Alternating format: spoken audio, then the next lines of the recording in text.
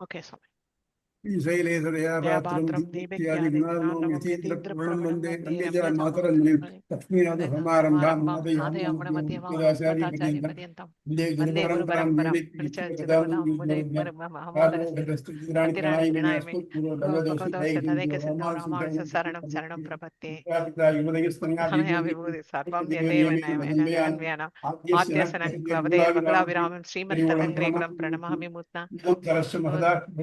श्री भक्ति सार भगवसेकर योगी वाहन भक्तांग्री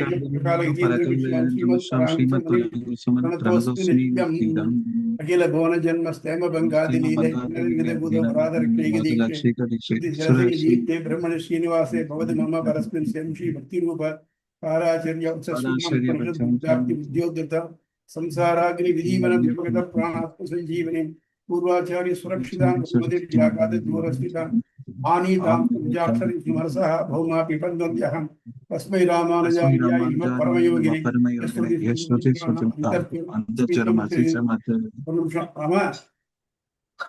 ராமா நான் கிளாஸ்ல இருக்கேங்க ராமா, நான் பேசுறேன் உனக்கு அப்புறம் கூட்டி பேசுறேன்.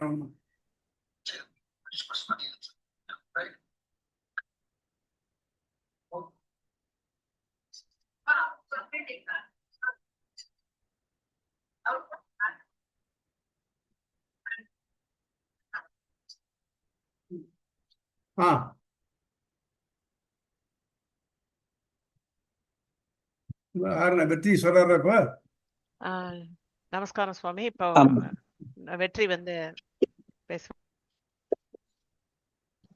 சொல்லுங்க வெற்றி. சேவிச்சுக்கிறேன் சுவாமி. நண்பர்களுக்கு வணக்கம். ஸோ இந்த ஒரு வருஷமா நம்ம கிட்டத்தட்ட இந்த ஸ்ரீபாஷ்யம் உரை கேட்டிருக்கிறோம் சுவாமி கிட்ட. நானும் ரொம்ப ஆர்வத்தோட இதை கத்துக்கிட்டு இருக்கேன் சுவாமி கிட்ட. ஒரு பெரிய கடல்கிட்ட போய் உறவாடி கடைசியா ஒரு டம்ளர்ல கொஞ்சோண்டு தண்ணி கொண்டு வந்த மாதிரி என்னுடைய ஞானம் வந்து ரொம்ப புரிதல் வந்து ரொம்ப கம்மியா இருந்தாலும் அது சரியா தப்பான்னு இன்னைக்கு சுவாமி கிட்ட செக் பண்ணிக்கலாம், நண்பர்கள்ட்டையும் கேட்டுக்கலாம் அப்படின்றதுக்காக இந்த ஒரு சின்ன ஒரு புரிதலை நான் ஷேர் பண்ணிக்கிறேன். இதுல வந்து ஒரு சுவாமி வந்து நமக்கு வந்து ஒரு முன்னுரை மாதிரி இந்த ஸ்ரீபாஷ்யம் புத்தகத்திலையும் கொடுத்துருக்குறாங்க. ஏன்னா அதை படிச்சுட்டு இது கண்டினியூஸா போனா கரெக்டா இருக்கும் அப்படின்ற மாதிரி. ரெண்டாவது, இதுல வந்து மொத்தம் 4 அத்தியாயங்கள் இருக்கு. நாம வந்து இப்போ முதல் அத்தியாயத்துல 2 பாதத்தை மட்டும்தான் பார்க்க போறோம். ஸோ அதனால ஒரு சுவாமி ஏற்கனவே நம்ம வகுப்புல சொன்ன அந்த முன்னுரையோட சின்ன ஒரு தொடர்ச்சியோட இதை தொடங்கினா கொஞ்சம் சரியா இருக்கும்னு எனக்கு தோணுது. அதனால அதையும் கொஞ்சம் ஷேர் பண்ணிக்கிறேன். அடுத்து எந்த அளவுக்கு என்னால புரிதல் முழுசா எக்ஸ்பிரஸ் பண்ண முடியும்னு தெரியல, முயற்சி பண்றேன். இதுல வந்து இந்த முன்னுரையில வந்து பாத்தீங்கன்னா வேதம்ன்றது சுவாமி நமக்கு வேத மாதா அப்படின்னு சொல்றாரு. நமக்கு வந்து அவ ஒரு மாதாவா இருந்து அருள் சுரக்கிறது கிட்டத்தட்ட. அதாவது இந்த ஞானத்தை வந்து எது நம்ம அறிஞ்சிக்க வேணுமோ அதை சொல்லி கொடுக்கறது. அப்படிப்பட்ட இந்த வேதத்தை வந்து நம்ம ரிக், யஜுர், சாம, அதர்வணம் 4 வேதங்களா பாக்குறோம். அந்த 4 வேதங்கள்ல கர்மகாண்டம், ஞான காண்டம் 2 பகுதியா இந்த வேதங்கள்ல வந்து பொதுவாகவே நம்ம வந்து வேதங்கள்ல கர்மகாண்டம், ஞான காண்டம் 2 பகுதியா பாக்குறோம். இந்த கர்மகாண்டத்தை பொறுத்த வரைக்கும் அது உலகியலை காட்டக்கூடிய பகுதி. ரிச்சுவல்ஸ் எப்படி பண்றது, ஒருத்தன் எப்படி வாழணும், என்னென்ன பிராக்டிசஸ் எல்லாம் ஃபாலோ பண்ணணும், அப்புறம் அவனுடைய பிரயத்தனத்திற்கு மேற்பட்டது எப்படி அடையிறது. உதாரணமா அவன் வந்து ஒரு ஹோமம் செஞ்சு ஒரு உயர்ந்த பலனை அடையிறான், சொர்க்கத்துக்கு போகணும்னு ஆசைப்படுறான், ஒரு புத்திரபாக்கியத்துக்கு ஆசைப்படுறான். இதெல்லாம் வந்து அவனுடைய பிரயத்தனத்துக்கு மேல உள்ளதை அவன் முயற்சி பண்றது வந்து இந்த கர்மகாண்ட பகுதியில வருது. இந்த ஞானகாண்டம் சொல்றது அது முக்திக்கு வழி கொள்றது அப்படின்னு சொல்லி பார்க்கலாம். ஞானகாண்டத்தை பொறுத்த வரைக்கும் இந்த வாழ்க்கையை நான் வாழ்ந்துட்டேன், எனக்கு இது வந்து இதுல உள்ள இந்த இன்ப துன்பங்கள் எல்லாம் எனக்கு பிடிக்கல, இதை தாண்டி ஒரு உயர்ந்த நிலையை அடையணும், இதை தாண்டி உயர்ந்த இன்பத்தை அடையணும், ஏற்கனவே நான் அடைஞ்சிருக்க இன்பங்கள் எல்லாம் ரொம்ப கம்மியா இருக்கு, எனக்கு பத்தல, இன்னும் உயர்ந்த நிலையை அடையணும், உயர்ந்த இன்பத்தை அடையணும், ஞானத்தை அடையணும் அப்படின்னு ஆசைப்படுறவன் இந்த ஞானகாண்டத்துக்கு வரணும். இந்த ஞானகாண்டம்ன்றது வேதத்தின் கடைசி பகுதியா சொல்லப்படுற உபநிடதங்கள் தான். அந்த உபநிடதங்கள்ல வந்து கிட்டத்தட்ட 108 உபநிடதங்கள் மேல இருக்கு. நமக்கு ஆச்சாரியர்கள் இப்ப 22 உபநிடதங்களை பயன்படுத்தி நமக்கு கொடுத்திருக்கிறாங்க. இதுல இந்த உபநிடதங்களுடைய எசன்ஸா பாதராயணர் பிரம்மசூத்திரத்தை எழுதியிருக்கிறாரு. இந்த பிரம்மசூத்திரம் அப்படின்றது கிட்டத்தட்ட 3, 4 அல்லது 5 சிலபஸ் கொண்ட சின்ன சின்ன சூத்திரங்களா அவர் பிரிச்சு கொடுத்திருக்கிறாரு. அந்த சூத்திரங்களுக்கு அந்த சூத்திரங்கள் முழுக்க முழுக்க பிரம்மத்தை பத்தி மட்டும் பேசுது. பிரம்மம்ன்றது இந்த உலகத்தை படைச்சது எது, அதுக்கப்புறம் இந்த உலகத்தை காக்கிறது எது, அதுக்கப்புறம் அந்த எதெல்லாம் உலகம், எதெல்லாம் பிரம்மம், எதெல்லாம் பிரம்மம் அல்லாதது அப்படின்றதெல்லாம் பிரிச்சு காட்டிட்டு கடைசியா நமக்கு அந்த பிரம்மத்தை அடையறதுதான் இலக்கு. அந்த பிரம்மத்தை அடைஞ்சா நமக்கு எவ்வளவு பெரிய பேரின்பம் கிடைக்கும் அப்படின்றதெல்லாம் முழுமையா அந்த பிரம்மசூத்திரம் சொல்லுது. இந்த பிரம்மசூத்திரத்துல பாதராயணர் எழுந்த இந்த பிரம்மசூத்திரத்துக்கு நம்ம ஆதிசங்கரர் பகவத்பாதர் அவர் உரை எழுதியிருக்கிறாரு. அவர் மாண்டூக்கிய காரிக்கு பேஸ் பண்ணி நான் அத்வைத பரமா எழுத போறேன் அப்படின்னு சொல்லிட்டு அவர் உரை எழுதியிருக்கிறாரு. அவருக்கு அடுத்து 1000 வருடங்கள் கிட்டத்தட்ட தள்ளி ராமானுஜர் அவரு போதாயன விருத்தி போன்ற நூல்களை எல்லாம் அடிப்படையா வச்சுக்கிட்டு விசிஷ்டாத்வைத பரமா அவர் விரிவுரை எழுதுறாரு. அவருக்கு அடுத்து கிட்டத்தட்ட ஒரு 300-400 வருடங்கள் கழித்து மத்வர் துவைத பரமா உரை எழுதுறாரு. இப்போ இந்த பிரம்மசூத்திரத்துல பிரம்மம்னா என்ன அப்படின்றத வரும்போது எதை அடைந்தால் எல்லையற்ற ஆனந்தம் அடைய முடியுமோ அதுவும் பிரம்மம், எவர் லாஸ்டிங் பிளேஸ் அப்படின்றது. அடுத்து இதுல பிரம்மத்தோட அர்த்தமே என்ன அப்படின்னா பிரம்ம எதி, தன்னை அண்டினவர்களை தனக்கு ஒப்பாக உயர்த்த வல்லது, அதுதான் இந்த பிரம்மம் அப்படின்னு சொல்லி அந்த பிரம்மத்தை பார்க்கிறோம். இப்ப இந்த பிரம்மத்தை பிரம்மசூத்திரத்தின் அடிப்படையில 3 சித்தாந்தங்களால் இவங்க பிரிக்கிறாங்க. அத்வைதம், விசிஷ்டாத்வைதம், இந்த 3 பேருமே சங்கரர், ராமானுஜர், அதுக்கப்புறம் மத்வர்னு சொல்லிட்டு இந்த 3 சித்தாந்தங்களை நம்ம பார்க்கிறோம். இந்த 3 சித்தாந்தங்கள் என்னன்னா, அத்வைதத்தை பொறுத்த வரைக்கும் பிரம்மம் மட்டும்தான், அது ஒண்ணுதான். அடுத்து பிரம்மம் தவிர்த்த மற்றது எல்லாமே பொய், அது ஜெகன் மித்யா அப்படின்னு சொல்லி சங்கரர் சொல்றாரு. விசிஷ்டாத்வைதத்தை பொறுத்த வரைக்கும் உயிர் உடல் தொடர்பால் ஒன்னோட ஒண்ணு ஒட்டின நிலையில இருக்கு, பொருள்தன்மையில வேறுபட்டு இருக்கு. சித்தோட குணங்கள் வேற, அச்சித்தோட குணங்கள் வேற, பொருள்தன்மையில 2 வேறுபட்டு இருக்கு. உயிர் தொடர்பால 2 ஒண்ணா இருக்கு. இது 2த்தையுமே உயிர், உலகு, சித்து, அசித்து, இது 2த்தையுமே உடலாக கொண்ட பிரம்மம் ஒண்ணுதான். அது உயிர் உடல். அப்ப உயிர் உடல் அப்படின்றது 2மே உண்மைதான். உயிரும் உண்மை, உடலும் உண்மை.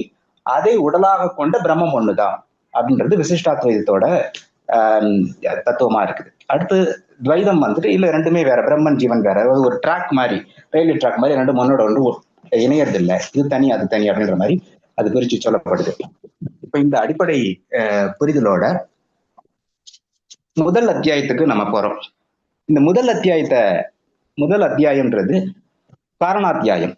இந்த காரணாத்தியாயன்றதுல அடிப்படையில என்ன சொல்றாங்கன்னா, உலகில காத்து அழிச்சு காக்கிறது எது, படைக்கிறது எது, படைச்சு காத்து அழிக்கிறது எது, வேற எதெல்லாம் பிரம்மம் காட்டப்படுதோ அதெல்லாம் இல்லை, இதுதான் பிரம்மன் ப்ரூவ் பண்றது முதல் அத்தியாயம். இந்த முதல் அத்தியாயத்துல முதல் பாதம், 2ஆம் பாதம் 2த்தையும் இப்ப நம்ம பேச போறோம்.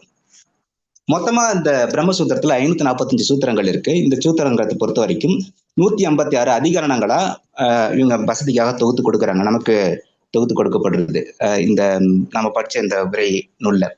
அப்ப ஒரு அதிகரணம்ன்றது ஒரு சப்ஜெக்டை கவர் பண்ணக்கூடிய பல சூத்திரங்களை ஒரு அதிகரணமா சொல்லி 156 சூத்திரங்கள் வருது. இந்த 156 சூத்திரங்களும் அதிகரணங்களும் 16 பாதங்களாக பிரிக்கிறாங்க. 16 பாதங்களும் ஒவ்வொரு 4 பாதமும் ஒரு அத்தியாயமா நமக்கு கிடைச்சிருக்கு. இப்ப முதல் அத்தியாயத்துல உலகினை காத்து அடிக்கிறது எதுன்னு பார்த்தோம். 2வது அத்தியாயத்துல வேறு எவையவையோ உலகின் காரணம் சொல்லப்படுது, அதெல்லாம் சரியில்லை அப்படின்னு பிரிச்சு காட்டுறது. 3வது பிரம்மத்தை அடைய ஜீவாத்மா என்ன செய்யணும், அல்லது பிரம்மத்தை அடைய இந்த உயிர் என்ன பண்ணணும் அப்படின்றது 3வது அத்தியாயம். 4வது அத்தியாயத்துல அவ்வாறு செய்தால் அது அடையக்கூடிய பலன் என்ன அப்படின்றத நம்ம டீட்டெயில்டா பாக்குறதுக்கு இருக்கிறோம். இப்போ சங்கரர் அவர் எழுதின உரை அது அத்வைத பரமா இருக்கு. விசிஷ்டாத்வைத பரமா ஆச்சாரியன் நமக்கு ராமானுஜர் எழுதி கொடுத்திருக்கிறாரு. இதுதான் ஸ்ரீபாஷ்யம் சொல்லப்படுது. ராமானுஜர் எழுதின இந்த உரை ஸ்ரீபாஷ்யம் சொல்லப்படுது. இதுல முக்கியமான இதோட சிறப்புகள் என்னென்ன அப்படின்னா, இது வேதத்தை முழுமையா ஏத்துக்குது. எந்த செலவிலையும் இது தேவை, இது அர்த்தபாதம் ஒதுக்காம எல்லாத்தையும் முழுமையா ஒத்துக்குது அப்படின்றத நம்ம வகுப்புல பார்த்தோம். அதுக்கு அடுத்து இது அனைத்தையும் ஒருங்க விட்டு சரியான பொருளை கொடுக்குது அப்படின்னு சொல்லி பாக்குறோம். உதாரணத்துக்கு நேரடியான பொருள், அப்புறம் இலக்கண பொருள், இடத்தை ஒட்டுன பொருள், அப்புறம் லாஜிக்கலா இதெல்லாம் ஒத்துக்கக்கூடியதா இருக்கு. நம்மளுடைய பிரசன்ட் டே சயின்ஸுக்கு இது ஒத்து வருதா, இது எந்த அளவுக்கு அது கோஎக்ஸிஸ்டிங்கா இருக்கு அப்படின்றத இது நமக்கு நல்லா சயின்டிபிக்காகவே நம்ம ஆச்சரியம் ப்ரூவ் பண்ணாரு. இது தவிர எனக்கு என்ன இதுல பர்சனலா தோணுச்சு அப்படின்னா, ராமானுஜர் எழுதுறதுக்கு முன்னாடி அத்வைதம் சங்கரர் எழுதியிருக்கிறாரு, அதுக்கப்புறம் ராமானுஜர் எழுதுறாரு, ராமானுஜருக்கு அப்புறம் மத்வர் எழுதுறாரு. அப்ப இந்த துவைதத்தையும் அத்வைதத்தையும் எடுத்துக்கிட்டு ரெண்டுத்தையுமே கிட்டத்தட்ட ஒருங்க விட்டு எழுதின மாதிரி ராமானுஜர். அப்ப ராமானுஜர் இதை பொதுவா எடுத்துக்கிட்டு ஒரு பொது ஆராய்ச்சி நோக்கில் எடுத்து எழுத ஆரம்பிச்சு அதுக்கப்புறமா தான் அது அத்வைத பரம் அப்படின்ற மாதிரி அது நாராயணன் பரம்பொருன்ற மாதிரி பிரிச்சு கொண்டு வந்து சொல்றாரு. ஆரம்பத்திலேயே அது சொல்லல, ஒரு ஆராய்ச்சி நோக்கிலே தான் இந்த விசிஷ்டாத்வைதம்ன்ற இந்த ஸ்ரீபாஷ்யம் போகுது அப்படின்றது ஒரு ஒரு எனக்கு தோணுன ஒரு சின்ன விஷயம்.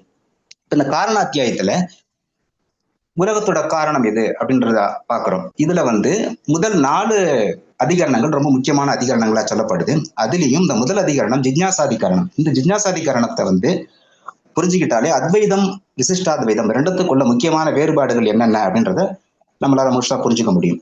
அது முதல் சூத்திரம் இன்னும் ரொம்ப ஒரு முக்கியமான ஒரு பல சந்தேகங்களோட அனுபவக்கூடியவங்களுக்கு இந்த சந்தேகத்துல அதை நிவர்த்தி பண்ணக்கூடியதா இருக்கு. இன்னும் சொல்ல போனா இப்ப நான் சமய நூல்களை படிக்கிறேன், கடவுள் நம்பிக்கை இருக்கு. யாராவது குழப்பி விட்டா அதுல எனக்கு ஒரு சந்தேகம் வந்தது, கடவுள் இருக்கிறாரான்ற ஒரு சந்தேகம், இல்ல இவங்க சொல்றபடிதான் இருக்குமான்ற ஒரு சந்தேகம், அல்லது சரியான புரிதல் இல்லாத நிலையில இதுதான் கடவுள் எதையோ நம்புறது.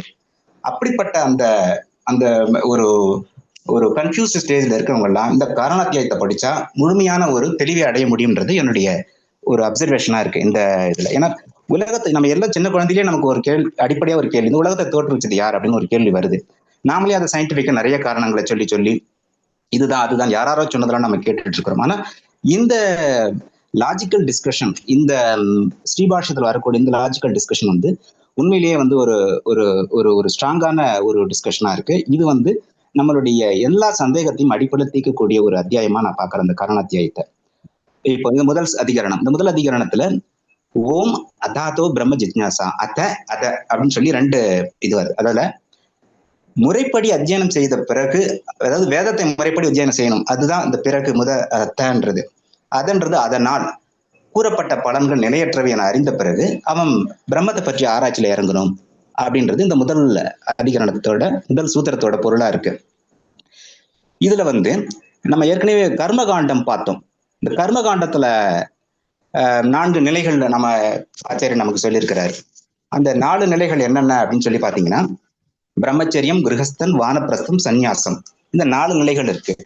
சங்கரர் என்ன சொல்றாரு, இந்த கர்மகாண்டம் வேண்டாம், நேராவே நம்ம ஞானகாண்டத்துக்கு போயிடலாம். வேத அத்தியனம் முடிஞ்ச பிறகு உபநயனம் ஆன ஒருத்தன் வேத அத்தியனம் முடிஞ்ச பிறகு நேராவே அவன் ஞானகாண்டத்துக்குள்ள போயிடலாம், கர்மகாண்டம் தேவையில்லை அப்படின்றாரு. 2வது, இந்த கர்மகாண்டம் ஏன் அவசியம் அப்படின்னு ராமானுஜர் சொல்றாரு அப்படின்னா, இது நமக்கு ஒரு அனுபவத்தை கொடுக்குது, வாழ்வியல் ஒரு வாழ்க்கை வாழ்ந்ததுக்கு அப்புறம் அதோட இன்ப துன்பங்களை நாம அனுபவிச்சுட்டு எனக்கு இந்த இன்பமும் வேண்டாம் இந்த துன்பமும் வேண்டாம்ன்ற ஒரு நிலையை அடையும் போது ஒரு உறுதியான நிலைக்கு நம்ம வரோம். எனக்கு பிரம்மம் தான் முக்கியம், எனக்கு முக்தி முக்கியம், மோட்சம் முக்கியம்ன்ற ஒரு நிலைக்கு நம்ம அப்பதான் வர முடியும். அது அனுபவிக்காமலேயே ஒரு பொருளை நாம இது வேண்டாம் அப்படின்ற ஒதுக்குற ஒரு அரைகுறை மனநிலையின்றைய அது கொடுத்துருமோன்றது ஒரு சந்தேகம் இருக்கு. ஆனா ராமானுஜர் இதை மறுக்கிறதுக்கு இன்னொரு முக்கிய காரணம், வேதம் அனைவருக்கும் பொதுவமானது. எல்லாருமே பிரம்மத்தை தெரிஞ்சுக்கிறதுக்காக தான் வேதத்தை படிக்கணும் அவசியம் இல்லை. அவங்க போய் உலகில் இன்பங்களை அனுபவிக்கிறதுக்காகவும் பண்ணலாம். உதாரணத்துக்கு புத்திர காமிஷ்டி பண்ணி ஒருத்தன் புத்திரனை பெற்றுக்கலாம், மழைக்கு காரீரி யோகம் பண்ணலாம், ஜோதிஷோமம் பண்ணி சொர்க்கத்துக்கு போகலாம், இப்படி நிறைய ஆப்ஷன்ஸ்லாம் இருக்கு. அதனால அவன் வேதத்தை ஞானகாண்டத்துக்காக வரணும் அப்படின்னு நேரம் ஞானகாண்டத்துக்கு வரணும்னு அவசியம் இல்லை. இது அணுகிறவங்க வெவ்வேறு இதுல அணுகிறாங்க அப்படின்ற அந்த ஒரு பார்வையே இருக்குது. ஆனா சங்கரர் என்ன சொல்றாரு, கர்மகாண்டம் வேண்டாம், ஞானகாண்டம் ஒன்னே போறோம். ஏன்னா அவருடைய கருத்துப்படி கர்மகாண்டம்ன்றது வேதத்தை அனுசரிச்சு செய்யுது. நீ கர்மகாண்டத்துல நிறைய யாகங்கள் யஜ்ஞங்கள் வருது, நிறைய தெய்வங்கள் அதிதேவதைகள் எல்லாம் வராங்க. அவன் அதெல்லாம் பண்ணும்போது இந்த வேதத்தை புரிஞ்சுப்பான். அவன் பல இறைவன் இருக்கான், பல பிரம்மம் இருக்குன்ற மாதிரியான ஒரு குழப்பத்துக்கு அந்த ஸ்டூடெண்ட் வந்துருவான் அப்படின்ற மாதிரியான ஒரு சந்தேகத்தினாலதான் அவர் இப்படி பண்றான்ற மாதிரி நமக்கு தோணுது. 2வது, இவர் சங்கரரை பொறுத்த வரைக்கும் பிரம்மம்ன்றது ஒண்ணுதான், அசேஷ விசேஷ சகிதம் பிரம்மைவ சத்தியம் ஜெகன் மித்யா அப்படின்றாரு. அப்போ பண்புகளற்ற லட்சணங்கள் இல்லாத பிரம்மம் ஒண்ணு, அது மட்டும்தான் உண்மை, ஜெகன் மித்யா அப்படின்றாரு. அப்ப ஞானமே ஆன இந்த பிரம்மத்துக்கு ஞானகாண்டம் நேராவே போறோம், கர்மம் தேவையில்லை, செயல் தொடர்பு தேவையில்லை அப்படின்ற மாதிரி இந்த முடிவு அவர் எடுத்த மாதிரி தெரியாது. அடுத்ததாக பிரம்மத்தை ஆராய்ச்சி பண்றதுக்கு ராமானுஜர் எப்படி இந்த அறிவது? இந்த பிரம்மத்தை எப்படி அறிவது? என்ன சுவாமி? இந்த பிரம்மத்தை எப்படி அறிவது? பிரம்மத்தை எப்படி அறிவது அப்படின்றது சங்கரருடைய இது சொல்லிடுவா முதல்ல. சொல்லுங்க. சங்கரர் என்ன சொல்றாரு, பிரம்மத்தை அறியறதுக்கு அடிப்படையான தகுதிகளை பத்தி பேசுறாரு அவரு. ஃபர்ஸ்ட் அந்த தகுதி வந்து ஸ்டூடெண்ட் வந்து என்ன பண்ணணும்னா ஸ்மிருதித கஷாயம்ன்றாரு. அதாவது புண்ணியம் செஞ்சு நல்ல காரியங்கள் செஞ்சு அதன் மூலயமா அவன் பாவத்தை போக்கிக்கணும். அப்படி பாவங்கள் குறைஞ்சதுனால அவனுக்கு பிரம்மத்தை பத்தி அறியறதுக்கான ஒரு ஆவல் இன்ட்ரெஸ்ட் ஏற்படுது. அது விவிதிதோஷ்பத்தி அப்படின்றாரு. அடுத்ததாக அவர் நல்ல நற்செயல்கள் எல்லாம் சொல்றாரு. நன்னறி 4, அதை நித்யா அநித்திய வியோகம், எது மெய்ப்பொருள் அல்லாது, சமதமாதி குணங்கள், இதையெல்லாம் பேசுறாரு. அப்புறம் இந்த உலகு அடுத்த உலகு, அந்த ஜனம் சொர்க்க பலன்கள், அதன் மேல ஒரு வெறுப்பு வரணும். இதெல்லாம் போச்சுன்னா அவனுக்கு வீடு பேர் அடையறதுக்கான ஒரு விருப்பம் வரும் அப்படின்றாரு. அப்படி அந்த விருப்பம் வந்த ஒருத்தவன் என்ன பண்ணுவான்னா ஒரு ஆச்சாரியனை அணுகிறான். ஆச்சாரியன் அவனுக்கு வந்து சொற்பொருள் அறிவுறது வாக்கிய ஜென்ம ஞானத்தை சொல்லி தராரு. அதாவது தத்துவமசி, அப்புறம் அகம் பிரம்மாஸ்மி, இதெல்லாம் சொன்ன உடனே அவன் என்ன நினைச்சுக்கிறான், நான் தான் பிரம்மம் அப்படின்னு சொல்லி அவன் நம்ப ஆரம்பிக்கிறான். அப்படி நம்ப ஆரம்பிக்கிறதுனால அவனுக்கு மனக்காட்சியில இந்த உலகம்ன்றது வந்து மறைஞ்சு போயிட்டு அவன் உலகத்தையும் தன்னையும் ஒரு பிரம்மமாவே பாக்குறான். அதுதான் மோட்சம் அப்படின்னு சொல்லி சங்கரர் சொல்றாரு. அப்போ மோட்ச முக்தி அப்படின்றது மகா வாக்கியங்கள். இந்த வாக்கியங்களை புரிஞ்சுக்கிட்டாலே போரும். அதனாலதான் சங்கரர் என்ன சொல்றாரு, நேரா ஞானகண்டத்துக்கு போயிடலாம் அப்படின்ற மாதிரி சொல்றாரு. இப்போ இதையே வந்து நம்ம ராமானுஜர் மறுக்கிறாரு. இது 4 ஸ்மிருதி கஷாயம்ன்றது நற்செயல்களை செஞ்சா புண்ணியம் பெருகுமே தவிர அது பாவத்தை கழிக்காது, அப்படி எங்கேயும் வேதத்துல காட்டப்படலை, அதனால அதை ஏத்துக்க முடியாது அப்படின்ட்டு அவர் மறுக்கிறாரு. 2வது, நாம் எங்கேயாவது பார்த்துருக்கிறோமா பாபத்தை நீக்கும் சடங்குகளோ அல்லது யாகமோ எங்கேயாவது இருக்குதா? அப்படி எதுவும் இல்லையே. 2வது, மோட்சம் போகிறதுக்கு சடங்குகளால முடியுமா? அது முடியாது. அதனால சங்கரர் இதை மறுக்கிறாரு. அடுத்து இந்த விவிதிஷோத்பத்தின்றது அது ஒரு அது பொதுவா எல்லாருக்குமே ஒரு ஆவல் வர்றது. அடுத்ததாக சாதன சதிஷ்டயம், இதெல்லாம் அவர் ஒத்துக்கிறாரு. அது நம்ம எம்பெருமானார் அதெல்லாம் ஒத்துக்கிறாரு. ஆனா சொற்பொருள் அறிவை பொறுத்த வரைக்கும் வாக்கியஜன்ய ஞானம்ன்றது வந்து ஒரு ஆச்சாரியனை போய் ஏன் அணுகணும்? அதுதான் வேதத்துல இருக்கு, அதை அவன் படிச்சு தெரிஞ்சுக்கலாம்ன்றது முதல் கேள்வி. 2வது, அவன் போய் ஒரு ஆச்சாரியன் அணுகிறானா, ஆச்சாரியனுக்கு அந்த வாக்கியஜன்ய ஞானம் இருக்கணும். அப்படி வாக்கியஜன்ய ஞானம் இருக்கக்கூடிய அவரை பார்க்கக்கூடிய எல்லாத்தையுமே பிரம்மமா தான் பார்ப்பார். இவனை எப்படி ஸ்டூடெண்டா பார்ப்பாரு? அப்படியே இவனை ஸ்டூடெண்டா பார்த்தாலும் நீ அது ஆவாய் அப்படின்னு சொல்லும் போது இங்க நீன்றது எது, அதுன்றது எது, இது மாதிரியான பேதங்கள் கேள்விகள் எல்லாம் வந்து சேருது. ஸோ அதனால அப்போ இந்த வாக்கியஜன்ய ஞானம் அப்படின்றது அதனாலேயே ஒருத்தனுக்கு வந்து மோட்சம் வந்துடும் அப்படின்றத எம்பெருமானார் ஒத்துக்கல. சமதமாதி குணங்களை எம்பெருமானார் ஒத்துக்கிறாரு. ஏன்னா அதெல்லாம் நல்ல செய்கை, நல்ல குணங்கள், இதெல்லாம் செய்யற அது சம்மந்தப்பட்டதா இருக்கிறனால அதை ஒத்துக்கிறாரு அவரு. அப்புறம் தத்துவமசி அப்படின்றதுக்கு எம்பெருமானார் என்ன பொருள் சொல்றாரு அப்படின்னா, உயர்ந்த குணங்களை உடைய அந்த பிரம்மம் இருக்கிறான், அவன் என்ன பண்றான், உன்னுடைய இந்த உயிர்ல வந்து நிறைஞ்சிருக்கிறான், அவனிலிருந்து உன்னை பிரிக்க முடியாத பண்புடைய நீ அவனாக இருக்கிறாய் அப்படின்னு அவர் பொருள் சொல்றாரு. தத்துவமசி, நீனா இந்த உடல்ல பிரம்மம் இருக்கு, நீ இருக்க, நீ தான் பிரம்மம், அப்படி புரிஞ்சுக்கோ அப்படின்னு சொல்லி அவருக்கு ஒரு அந்த சரியான ஒரு பொருளை சொல்றாரு. 2வது, பொய்யான ஒன்று அழிப்பதால் மெய்யான பிரம்மம் வெளிப்படுகிறது நிகழ வாய்ப்பில்லை அப்படின்றது அவருடைய அடுத்த ஒரு கண்டென்ஷனா இருக்குது. தொடர்ந்து இங்க விடுதலை அறிபவன் யார் அப்படின்ற ஒரு கேள்வி வருது. யார் இதை புரிஞ்சுக்கிறார், யார் இதை மோட்சம் போகிறா அப்படின்ற ஒரு கேள்வி. சோ இந்த அடிப்படையில அவரு எம்பெருமானார் மறுக்கிறாரு. இப்ப எம்பெருமானார் இதுக்கு இந்த லகு சித்தாந்தத்துல என்ன சொல்ல வர்றாருன்னா, உணவு அப்படின்றது உடலாவும் மனசாவும் இருக்கு. அதனால உணவை கண்ட்ரோல் பண்ணா மனசு தெளிவா இருக்கும், அல்லது இந்த மனம் தெளிவான சிந்தனைக்கு உட்படும். அதுக்கப்புறம் அதுல வந்து பொறிகளுக்கு வசப்படாத தன்மை உருவாகும். அப்பந்தான் அவனுக்கு அந்த ஞானம் கை கூடும். அதாவது தியான பயிற்சியோ அபியாசம்ன்றது கை கூடுது. அப்படி கை கூடுறவன் நல்ல செய்திகளை உடையவனா மாறுறான், நற்செய்திகள்லாம் செய்யறான்.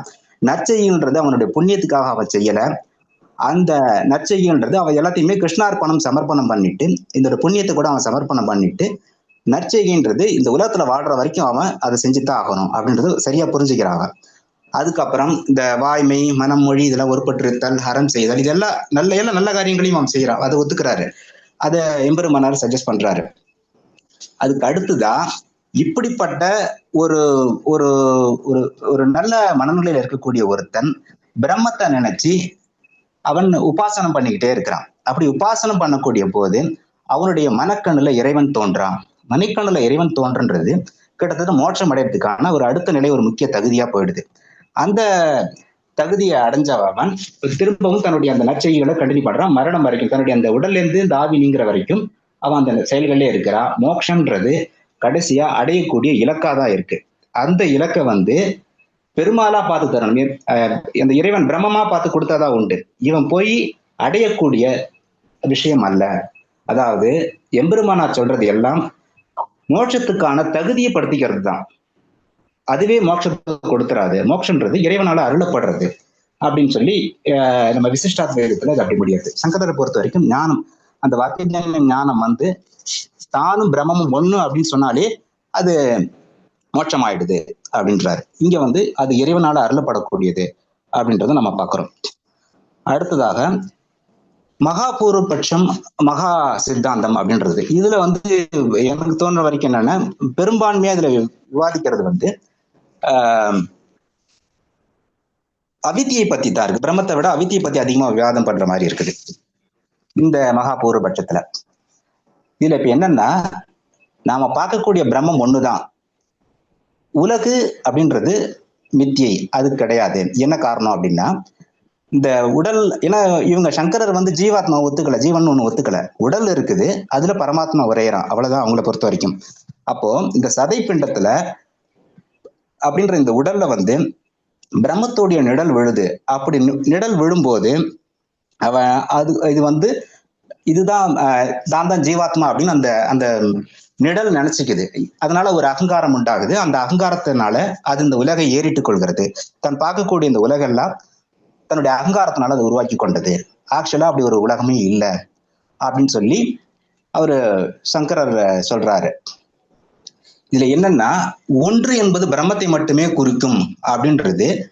அடுத்து இந்த பிரம்மம்ன்றது எவ்வகை செயலுமற்ற இருப்பு மற்றும் உடைய ஞானமே மட்டும். அதாவது ஒரு அறிவு, அனுபூதி, ஞானம் இதெல்லாம் சொல்றா, அப்படிதான் அது பிரம்மம்ன்றது.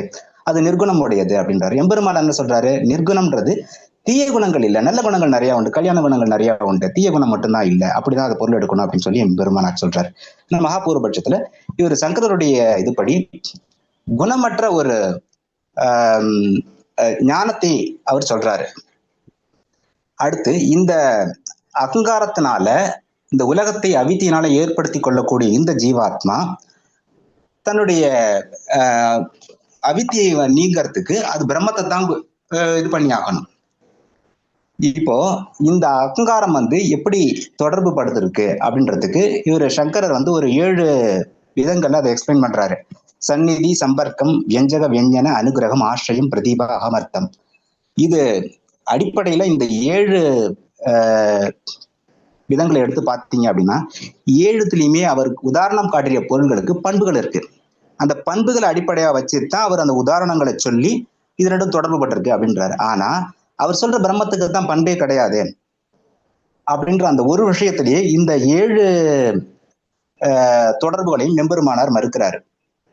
உதாரணத்துக்கு சொல்லணும்னா சந்நிதி எடுத்துப்போம். சந்நிதியில பாத்தீங்கன்னா ஒரு மிரர் இருக்கு. அந்த மிரர்ல போய் ஒரு உருவம் தெரியுது. இப்ப இவர் இதுதான் இந்த உருவம்ன்றது அகங்காரம் அப்படின்றாரு. நிக்கிறது ஒரு உருவம் நிக்கிறது பிரம்மம் அப்படின்னு அப்படி எடுத்துக்கிட்டா, அடிப்படையே கண்ணாடியில காத்து தெரிய முடியாது, ஒரு உருவம் தான் தெரிய முடியும். பிரம்மத்துக்கு தான் ஞானம் மட்டும் தானே, அதுக்கு இருப்பு கிடையாது, அது எப்படி கண்ணாடியில தெரியும் அப்படின்ற ஒரு கேள்வி வந்துருது. ரெண்டாவது, ஒளிவிடக்கூடிய தன்மை இருக்கணும், அப்பதான் அது கண்ணாடியில எதிரொலிக்க முடியும்.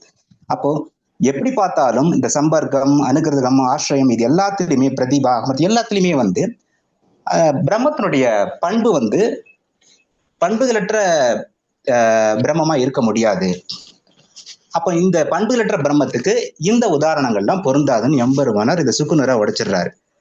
அடுத்து உலக தோற்றம் பற்றி சங்கரர் ஒரு கருத்து முன்வைக்கிறார். அவர் எப்படி இந்த உலகம் தோணுது அப்படின்னா, அது அந்த அவித்தியின் தொடர்னால உலக காட்சி ஏற்படுது அப்படின்னு சொல்லி பார்த்தோம்.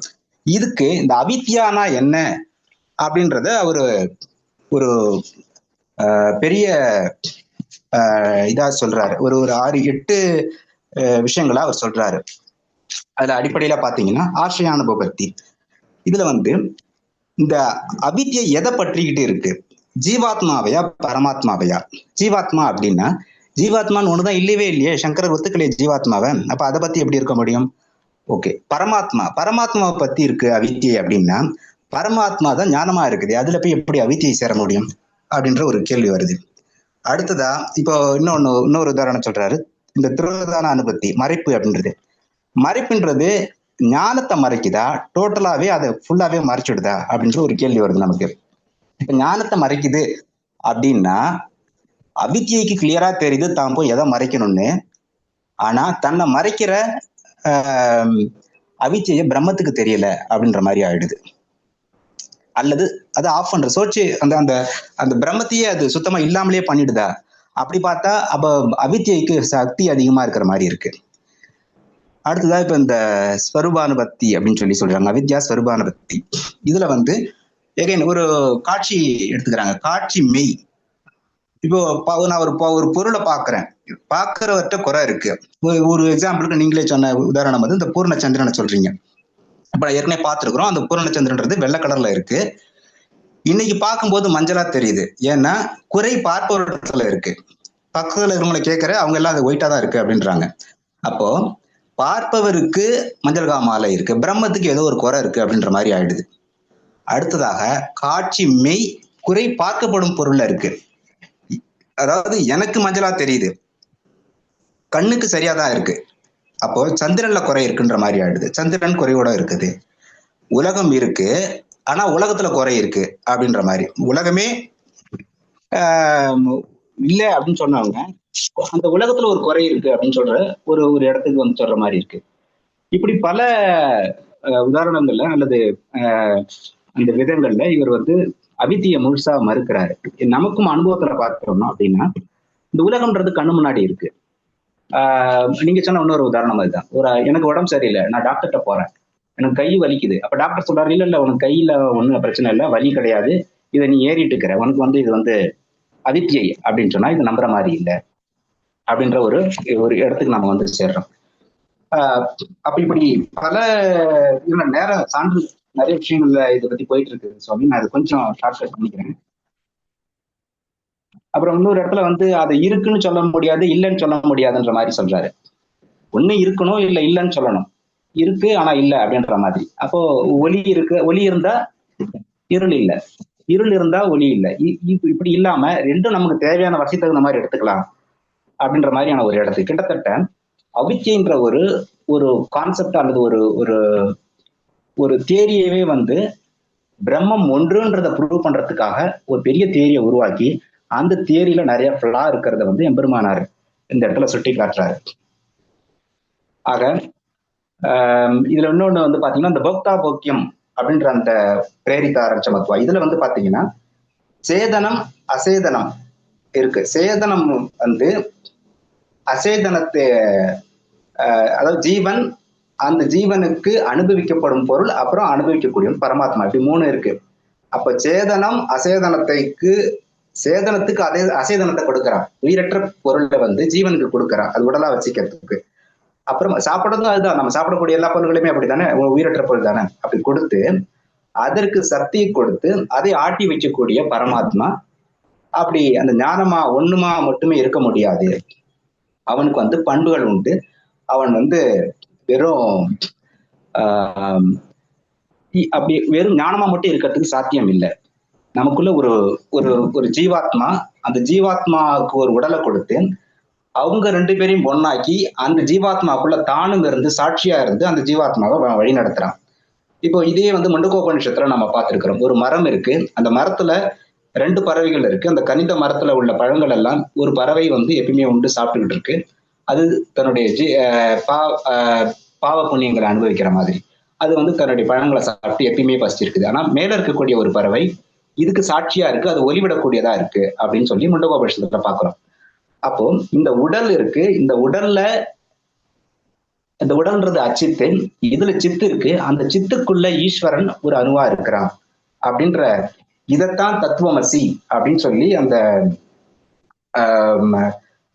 ஸ்வேதகேதுக்கு சொல்றாரு. இப்போ இந்த இப்படிப்பட்ட இந்த பரமாத்மாவுக்கு 8 குணங்கள், முக்கிய குணங்கள் இருக்கு. அது நம்ம ஏற்கனவே பார்த்துருக்கோம். அவகதாத்மா, பாவங்களற்றவன், விஜரோ மூப்பற்றவன், விபத்தியோ அழிவற்றவன், விஷோக சோகம் இல்லாதவன், விவித்கஜா பசியற்றவன், அபிபாஷக தாகம் இல்லாதவன், சத்தியகாமக விரும்பியதெல்லாம் பெற்றவன், சத்திய சங்கல்பக விரும்பியபடி செய்யும் முனைப்புடையவன். இப்ப முனைப்புன்றது ஒரு அவனுடைய முக்கியமான பண்புகள்ல ஒண்ணு. இப்படிப்பட்ட எண்குணங்களுடைய இந்த பிரம்மம் இருக்கு அப்படின்றத இந்த முதல் அத்தியாயத்துல நம்ம முதல் அதிகரணத்துல நாம புரிஞ்சுக்கிறோம். அதுதான் நாம இப்ப இந்த ஆராய்ச்சி பண்ண போறோம் அப்படின்ற மாதிரி இந்த முதல் அதிகரணத்தை சொல்லப்படுது. அடுத்ததாக 2வது ஜெகஜன்மாதிகரணம் அப்படின்றது. இந்த ஜெகஜன்மாதிகரணத்தை பொறுத்த வரைக்கும், அதிகரணத்தை பொறுத்த வரைக்கும் இது உலகு காரண கலம் சொல்றது. அதாவது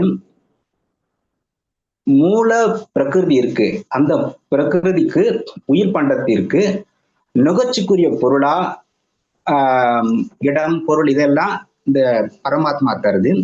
அதை ஆக்கி காத்து அழிக்கக்கூடியது இந்த பிரம்மம் தான் அப்படின்னு சொல்லி நம்ம பார்க்கிறோம். அப்படி இந்த பிரம்மம் ஆக்கி காத்து அழித்தல் 3 வேலைகளை செஞ்சா அப்ப 3 பேரா இருக்கணுமே அப்படின்னு சொல்லிட்டு எதிர்வாதிடுவோர் சொல்றாங்க. இல்ல இது 3 குணங்கள். உதாரணத்துக்கு ஒருத்தனே தன்னுடைய அப்பாவுக்கு பையனா இருக்க முடியும், அவனும் அப்பாவா இருக்க முடியும், தன்னுடைய மனைவிக்கு கணவனா இருக்க முடியும், இப்படி பல நிலைகள்ல இருக்க முடியும். ஒருத்தனே அப்படி இருக்க முடியும். 1. 2வது வெவ்வேறு காலகட்டங்கள்ல இது சாத்தியம்தான். ஆக்கி காத்து அழியறதுக்குள்ள ஒரு பெரிய ஒரு டைம் கேப் இருக்கு, அதனால அதுவும் சாத்தியம் அப்படின்னு சொல்லி இத எம்பெருமானார் இத சொல்றாரு. அடுத்து இந்த சாஸ்திர யோனித்துவாதிகரணம், வேதத்தாலே அறியும் களம். உலகின் காரணத்தை அனுமானத்தால பண்ண முடியாது, பிரத்யக்ஷம் அனுமானத்தால முடியாது அப்படின்னு சொல்லி நிறுவனம். ஏன்னா இங்க சாங்கியர்கள் என்ன சொல்றாங்கன்னா இது அனுமானத்தால பண்ண முடியும் அப்படின்றாங்க. இது அது முடியாது அப்படின்னு சொல்லி நம்ம இதை பொறுப்படுறோம். ஏன்னா எங்கேயாவது நம்ம அனுமானத்துல அது பிரத்யக்ஷத்துல பார்த்துருக்கிறோமா? ஒரு கடலை உருவாக்கின ஒருத்தனையோ ஒரு மலையை உருவாக்கின ஒருத்தனையும் இல்லை, இவ்வளவு பெரிய உலகத்தை உருவாக்கின ஒருத்தனை நம்மளால இது வரைக்கும் பார்த்ததா கற்பனை பண்ணி கூட பார்க்க முடியாது. அதனால இந்த வேதத்தால மட்டும்தான் நிறுவ முடியும் அப்படின்றது 3வது அதிகரணமான சாஸ்திர யோனித்ய அதிகரணத்தோட எசன்ஸா இருக்கு. அடுத்ததாக சமன்வியாதிகரணம். இது அடையத்தக்க களம். வேத வாக்கியங்கள் செயல் தொடர்பு பற்றி எதுவும் சொல்வதில்லை, அது சாங்கியர்கள் சொல்றாங்க. இது அப்படி. அதனால இது பிரம்மம்ன்றது அடையத்தக்க இலக்கு கிடையாது. மீமாம்சகர்கள் சொல்றாங்க. மீமாம்சகர்களை பொறுத்த வரைக்கும் அவங்களுக்கு ஒரு செயல் தொடர்பு இருக்கணும், இல்லைன்னா அவங்க அதை ஒத்துக்கிறது இல்லை. அப்போ இவங்க என்ன சொல்றாங்க, அப்படிலாம் ஒன்றும் அவசியம் இல்லை, பிரம்மத்தெல்லாம் போய் தொழ வேண்டியதுல, வாங்க போறாங்க ஜாலியா இருங்க என்ஜாய் பண்ணிட்டு போங்க அப்படின்ற மாதிரி. ஆனா இங்க பிரம்மம்ன்றது நம்ம ஏற்கனவே பார்த்தோம், பிரம்ம எதி தன்னோட சேர்ந்தவனை உயர்வாக்கக்கூடியது. அதனால அப்படிப்பட்ட பிரம்மத்தை அடையக்கூடியதுதான் நம்மளுடைய இயல்பா இருக்க முடியும். தானும் உயர்ந்து அண்டின் வரையும் உயர்வர ஆக்குவது இந்த பிரம்மம் அப்படின்னு சொல்லி பார்க்கிறோம். ஸோ இந்த முதல் 4 அதிகரணங்களும் ரொம்ப முக்கியமான அதிகரணங்களா பார்க்கப்படுது. அது தோற்றுவாய் அப்படின்னு சொல்றாங்க இது இந்த பிரம்மசூத்திரத்துக்கு. அடுத்து முனைப்புடைமை களம். இங்க சத்து என்பது உயிருள்ள பொருள்களுக்கு காரணமாகும், பிரதானமா அல்லது பிரம்மமா அப்படின்ற கேள்வி. இது நம்ம பல இடங்கள்ல பார்த்திருக்கோம். அது முனைந்தது, பல உயிர்களுக்குள்ள நுழைஞ்சி அதனுடைய உயிரை கொடுத்து ஆத்மாவா இருந்து பெயர் உருக்களை கொடுத்து நான் இருப்பேன் அப்படின்னு சொல்லி அது முனைஞ்சது அப்படின்றத நம்ம வேதத்துல பல இடங்கள்ல பார்த்திருக்கிறோம். ஸோ அதை அடிப்படையா வச்சு அது முனைப்பு அதுக்கு உண்டு. உலகின் காரணமாக அதனால ஒரு உயிரற்ற பொருள் இருக்க முடியாது, சத்து மட்டும் இருக்க முடியாது, அந்த பிரம்மம் தான் அதை செய்யறான் அப்படின்றத பாக்குறோம். அடுத்து ஆனந்தமயாதிகரணம். இதுல சாங்கியர்கள் புருஷன் பத்தி சொல்றாங்க. அவங்கள அப்ப புருஷன் காரணமா இருக்க முடியுமா, ஒருவேளை புருஷன் தான் இத காரணமா அப்படின்னு சொல்லி கேட்கும்போது இல்ல ஆனந்தமயாதிகரணத்துல நம்ம பிரம்மத்தோட ஆனந்தம் எவ்வளவு அப்படின்னு சொல்லி வேதம் அளக்க முயற்சி பண்ணுது. அதை நம்ம கிளியரா பார்த்திருக்கிறோம். அப்ப பிரம்மாவை போல பல மடங்கு ஆனந்தத்தை ஒரு ஸ்கேலா எடுத்துட்டு போய் கிட்டத்தட்ட 10/20 அப்படின்ற மடங்கு எடுத்துட்டு போயிட்டு அதை அளந்து பார்த்துட்டு அது ரொம்ப கம்மியா இருக்குன்னு அது திரும்பி வந்தது. வேதத்தால பிரம்மத்தோடைய ஆனந்தத்தை அளக்க முடியல. அப்போ அவ்வளோ பெரிய அந்த ஆனந்தம் உடையது கண்டிப்பாக புருஷனா இருக்க முடியாது. ஏன்னா ஜீவன்றவன் ரொம்ப குறைப்பட்ட ஞானம் உடையவன் அப்படின்னு சொல்லி பார்க்கிறோம். அது இந்த ஆனந்தமயதியுடைய எசன்ஸா இருக்கு. அடுத்து அந்தரதிகரணம்ன்றது. இங்க சூரியன்ல உள்ள ஒரு புருஷனை பத்தி பேசணும். இது வந்து அந்த சீலகர் அப்படின்ற ஒரு அந்தனர் வந்து பிரபாகனட்ட ஒரு அரசன்ட்ட போய் இது வந்து ஆகாசதிகரணம். இந்த அந்தரதிகரணத்துல வந்து சூரியன்ல ஒரு புருஷன் இருக்கிறான், அவனை வந்து நீ தொடணும் அப்படின்ற மாதிரி வர்ற இடம். இது வந்து புருஷனுக்கு இந்த அங்க சொல்லப்பட்டிருக்கக்கூடிய பண்புகள்லாம் வந்து புருஷனுக்கு பொருந்தல.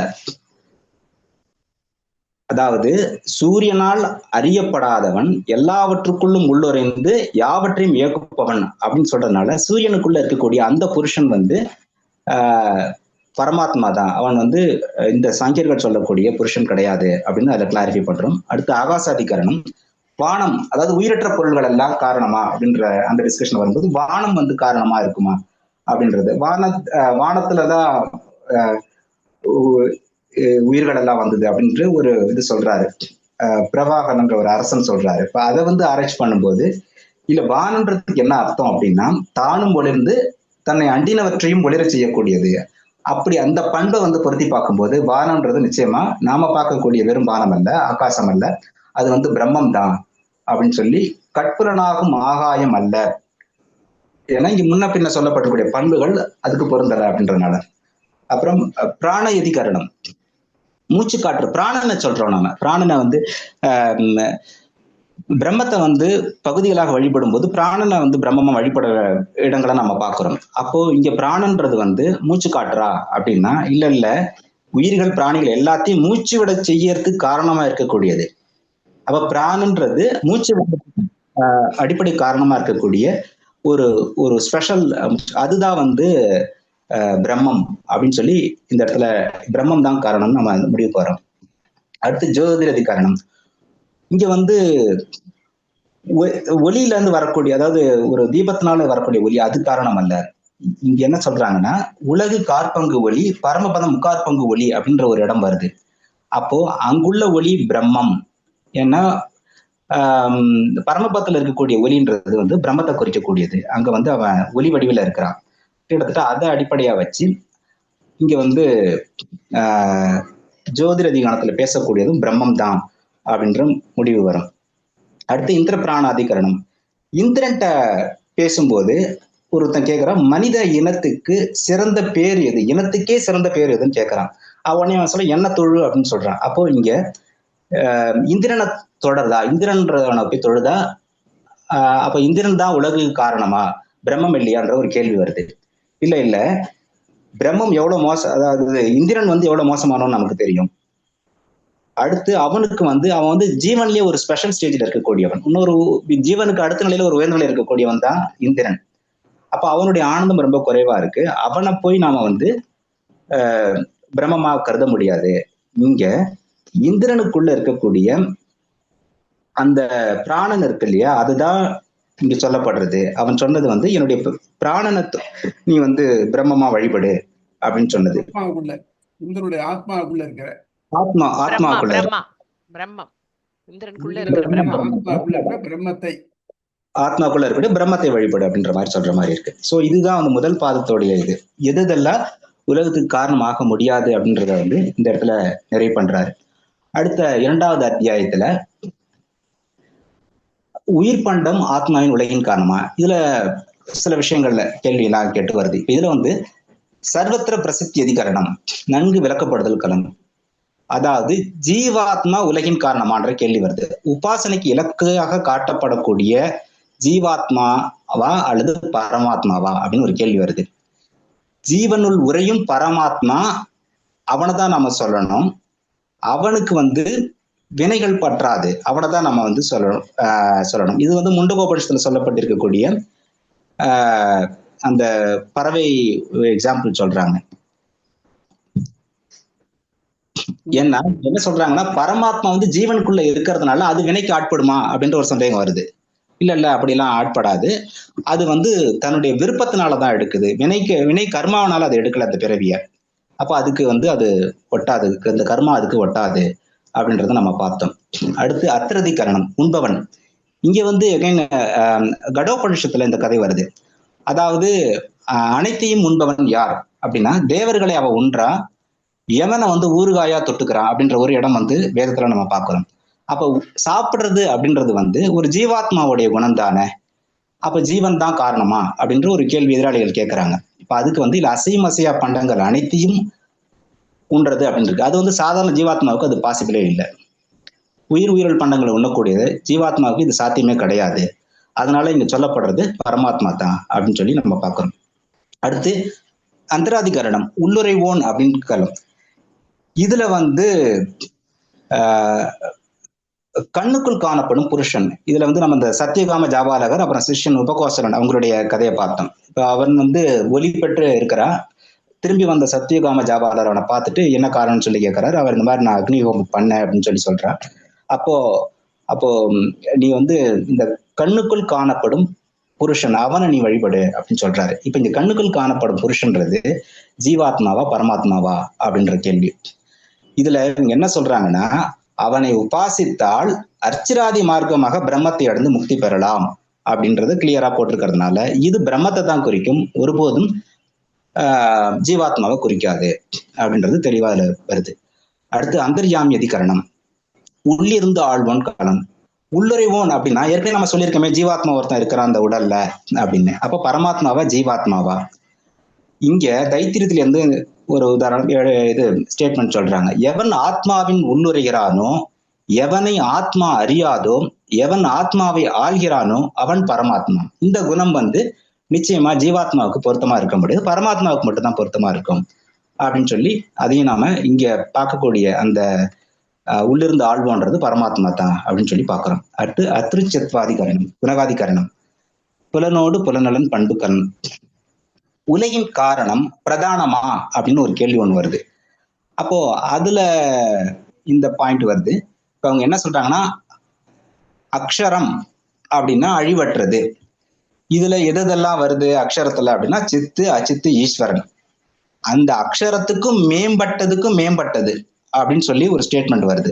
அப்ப அதனால இது எல்லாத்துக்கும் மேம்பட்டவனா இருக்கிறவா அப்படின்னு சொல்லி பார்த்தா அக்ஷரம் அழிவற்றது, அந்த அதுக்கு மேம்பட்டது அச்சித்து, அச்சித்துக்கு மேம்பட்டது சித்து, சித்துக்கு மேம்பட்டது ஈஸ்வரன். அதனாலதான் மேம்பட்டதுல மேம்பட்டது அப்படின்னு வரும்போது அது வந்து பரமாத்மாவை தான் குறிக்குது, ஜீவாத்மாவா இல்லை அப்படின்னு சொல்லி அதை பாக்குறோம். அடுத்து கடைசி அதிகரணமா வைஸ்வானர அதிகரணம். இதுல இந்த அஸ்வமதி மன்னரை வந்து ஒரு 4 முனிவர்கள் போய் கேட்கிறாங்க. இந்த கும்பித்தி கலம்ன்றது இப்ப உணவை எரிக்கும் தீ, கட்புலனாக வயிற்றுல இருக்கும் தீ, அதை உபாசனம் செய் அப்படின்னு சொல்லி அந்த மன்னர் வந்து இவங்களுக்கு அறிவுரை சொல்றாரு.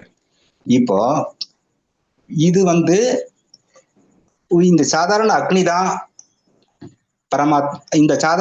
பரமாத்மாவா அப்படின்னு பார்க்கும்போது இல்ல, விஸ்வம் அப்படின்னா உலகத்தை குறிக்கக்கூடியது.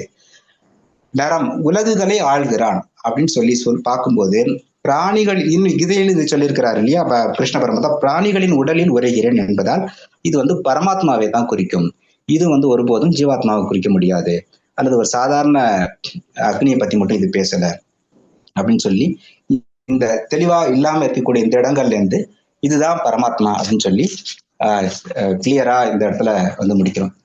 ஸோ இந்த முதல்ல 2 பாதங்கள்ல இருந்து உலகின் தோற்றம் காரணம் அது வந்து பரமாத்மா தான். அதுக்கு வந்து உயிரற்ற பொருட்கள் வந்து ஒருபோதும் காரணமா இருக்க முடியாது. உயிரற்ற பொருட்கள் சத்து அப்படின்னு சொல்லக்கூடிய உயிரற்ற பொருள் தான் காரணமா அப்படின்னா இல்ல, பிரம்மமும் காரணம், பிரம்மம் தான் அதுல இருந்து உருவாக்குது அப்படின்றத பார்த்தோம். 2வது பாதத்துல உயிர் பண்டம் வந்து ஒருவேளை ஜீவன் முக்தர்கள்னு சொல்றமே, அவங்க வந்து சூரிய மண்டலத்துக்கு போறேன்னு சொல்றமே, அப்ப அவங்க காரணமா அப்படின்னா இல்ல, அவங்களும் காரணம் இல்லை, பரமாத்மா தான் காரணம் அப்படின்னு சொல்லி இந்த 2 அத்தியாயங்களும் அப்படி வந்து முடியுது. நன்றி சுவாமி, நண்பர்களுக்கு நன்றி.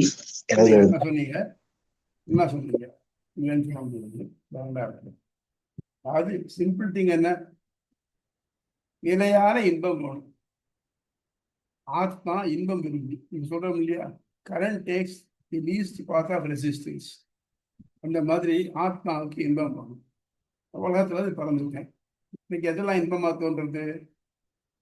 2 பிள்ளைகள், செல்வம், வயல், இல்லை வேற அனுபவங்கள், நல்ல பாட்டு, உணவு, இதெல்லாம் தோன்றுது.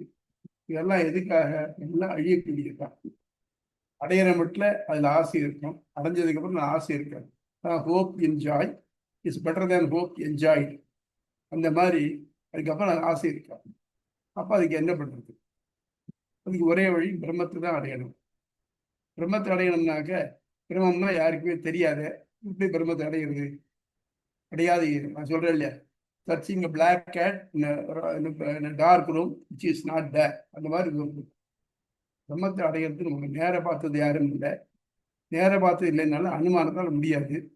ஆகவே இன்னொருத்தர் சொல்கிறத கேட்டால் செஞ்சுக்கணும். அதுக்கு அத்தாரிட்டி எது?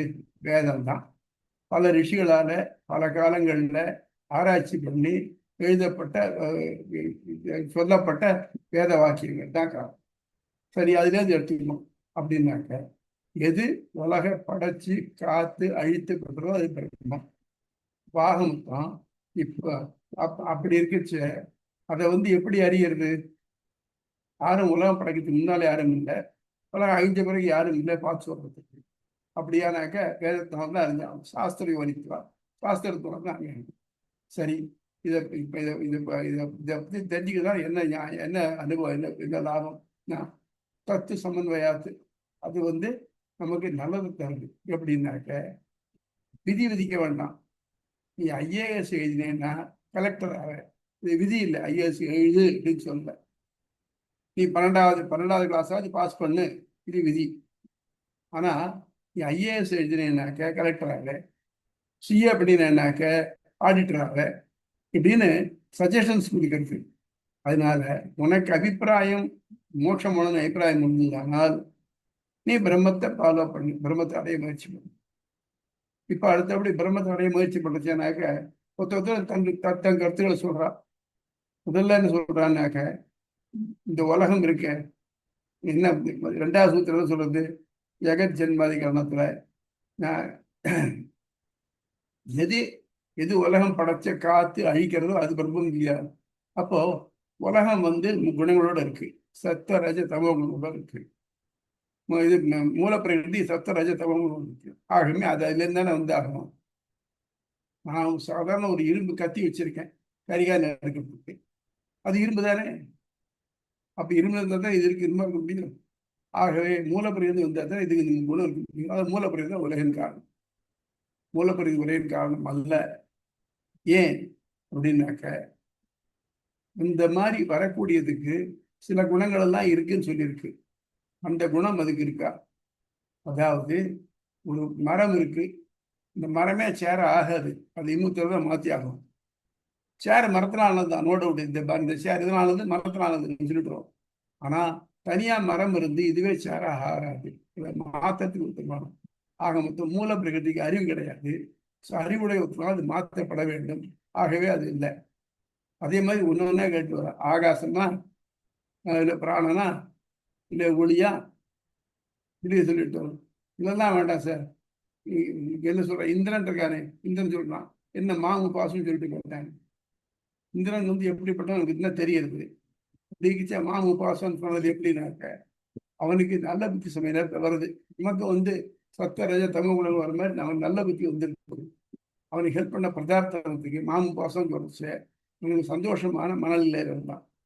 மாம் சொல்றச்சு அவன் தன் உயிரை காட்டி அதுக்குள்ள ஒரு பரமாத்மாவை காட்டி இதன் உபாசனை பண்ண உனக்கு அது கிடைக்கும்.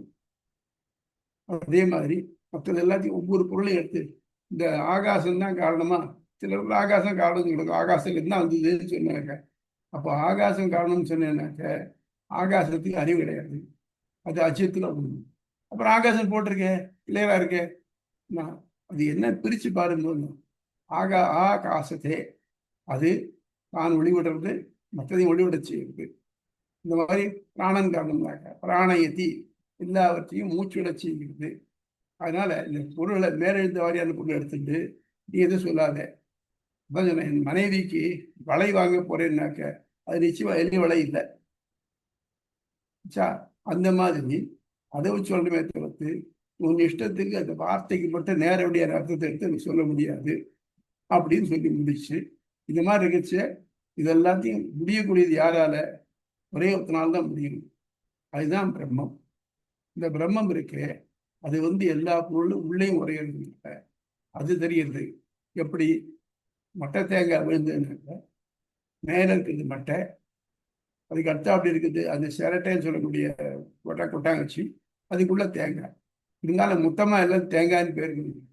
பிரம்மம் எல்லாத்துக்கும் உள்ள இருந்துட்டு அது தன்னுடைய பேர்னால எல்லாத்துக்கும் நாமத்துக்கு பெயரையும் உருவத்தி கொடுத்திருக்கு. ஆகவே பிரம்மன் தான் உலகின் காரணம். பற்றி என்ன சொன்னீங்க? தேங்க்யூ சுவாமி. அப்போ சந்தேகங்கள், கேள்விகள்?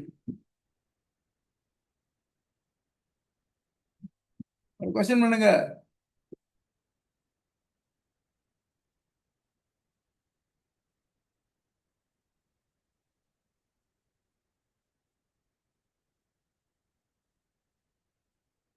சொன்னா இல்லையா, இது ஒரு முக்கியமான பாயிண்ட்.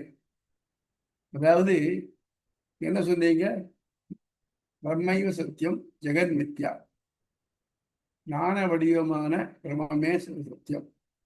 அதுக்கு செயல்பாடு எதுவும் கிடையாது. முத்துணுக்கம். இந்த ஞான வடிவமான பிரம்மம் ஒண்ணுதான் உலகின் காரணங்கிறது உனக்கு எப்படி தெரிஞ்சுது? வேதத்திலேருந்து தெரிஞ்சுது. வேதம் எங்க இருக்கு? உலகத்துல தான் இருக்கு. நீ என்ன சொன்ன? உலகம் பொய்ன்னு சொன்ன. அப்ப வேதம் பொய்யா உண்மையா அப்படிங்கிற கொஸ்டின் ஆச்சு. ஏதாவது ஒண்ணு ஒத்துட்டாகும். அதனால அப்ப இல்ல இல்ல விவகார சத்தியம் விட்டோம். விவகார சத்தியம் விட்டோம் எங்கேயாவது உருஷத்துல வந்திருக்கா? நல்ல விவகார சத்தியம்னாக்க இந்த விவகார சத்தியத்தை விளக்கிறதுக்காக இத்தனை நூல்கள் வருமா? முதல்ல மந்தர்வ சாஸ்திரம் வருமா? மனுஷன் இப்படி நடந்துக்கலாம், அப்படி நடக்கப்படாதுன்ட்டு. அதை தவிர்த்து இத்தனை சடங்குகள் வருமா? இதெல்லாம் பண்ணி ஆளுங்கிறிய. அப்போ இதெல்லாம் பொய்யனாக்க ஏன் பண்ணணும்? நான் தான் பிரம்மம் தான். ஓகே, நான் பிரம்மம், எனக்கு எப்போதும் தான் பிரம்மம் கிடைச்சிட்டு போகுது. ஆனா நான் பிரம்மம் மாதிரி அடுத்தவனும் பிரம்மம் தான், இன்னொருத்தனும் பிரம்மம் தான். உடம்புக்கு ஏற்படக்கூடிய அனுபவங்கள் எல்லாம் உள்ள இருக்கிற ஆத்மாவுக்கு தான் ஏற்படுறது. அப்ப எனக்கு ஏற்படுற அனுபவங்கள்லாம் எல்லாருக்கும் ஒரே மாதிரி ஏற்படணுமே? ஏற்படலையே, வெவ்வேறையா இருந்தே. அப்போ எத்தனை மனுஷா இருக்காளோ அத்தனை பிரம்மம். ஆனா பிரம்மம் ஒண்ணுதான். அப்போ ரெண்டு ஒத்து வரலையே. அதனால இட் இஸ் பிராக்டிகலி அன்டெனபிள். அதனால என்ன பண்ணோம்னாக்க பிரம்மத்துக்கு நாம் எல்லாரும் உறுப்புகளாக இருக்கிறோம். பாசிபிள். இந்த கை வலிக்கலாம், காலில் என்ன இருக்கலாம், காலில் எத்திட்டு விடலாம், கை அதுக்கு மருந்து போடலாம், பாசிபிள். ஆக நம்ம இந்த மாதிரி இருந்தோம்னாக்க ஒருத்தருக்கு ஒருத்தர் தொடர்பு இல்லாம ஆனா ஒரு பொருளுடைய பகுதியாக நம்ம இருக்க முடியும். உயிர் மாறாது, எப்பவுமே தனியா இருக்கு. என் காலில் எத்திட்டேன்னாக்க வலிக்கிறது உடம்புக்கு தானே முடிய, உயிருக்கு அல்ல.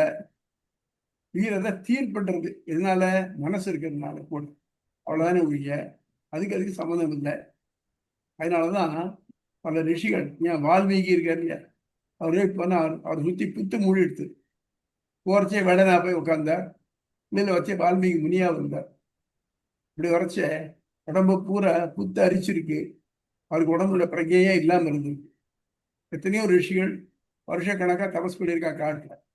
உங்களுக்கு இங்க நாட்டுல இருந்து அந்த இது குட் நைட்டு டேட்டெல்லாம் வச்சு இந்த கொசு பிடிக்கிறது காட்டுல கேட்கணும். பெரிய பெரிய கொசுக்கள் வண்டுகள் எல்லாம் பிடிக்கும். இருந்தாலும் உடம்பு சிந்தனையே அவளுக்கு இல்லை. வருஷக்கணக்கா தபசுல இருந்திருக்காங்க. சௌபரிங்கிற முறிவை தண்ணீர் கெட்டதுக்கு தபசு இருந்திருக்காங்க. ஆக மொத்தம் அவளுக்கு உடம்பு வேற உயிர் வேற நல்லா தெரிஞ்சிருக்கு. அதே மாதிரி பகவான் ஆனவன் நமக்கு எல்லாருக்கும் உயிரா இருக்கான். நம்ம எல்லாரும் அவனுக்கு உடம்பா இருக்கணும். அதே மாதிரி சந்தனம் மார்புல பூசிக்கிறோம், உடம்பு பூரா குளிர்றது. இன்ஜெக்ஷன் உடம்புக்கு போடுறான் டாக்டர், அது உடம்புல வியாதியை பூரா போக்குறது. அது மாதிரி பிரம்மங்கிறது உயிர், மற்றதெல்லாம் உடல். உயிர் உடல் தொடர்பு இந்த ஒண்ணு பிரிக்க முடியாது. இந்த பிரிக்க முடியாத பிரகாரி சம்பந்தம் பார்த்தோம். இந்த மாதிரி இருக்கிறதுனால விசிஷ்ட அத்வைத்தம். அத்வைத்தம் தான் பிரம்மத்தை விட்டு வேற ஒன்றும் கிடையாது. விசிஷ்டம்னா குணம் பொருந்திய, அதாவது உயிர் பொருளையும் தன்னுடைய உடமையாக பிரிக்கவியலாத உடமையாக பொருந்திய பிரம்மம் ஒன்றும் விசிஷ்ட அத்வைத்தம் அப்படின்னு. எழுதுவோமா ஜெயலட்சுமி? என்ன சந்தேகம்?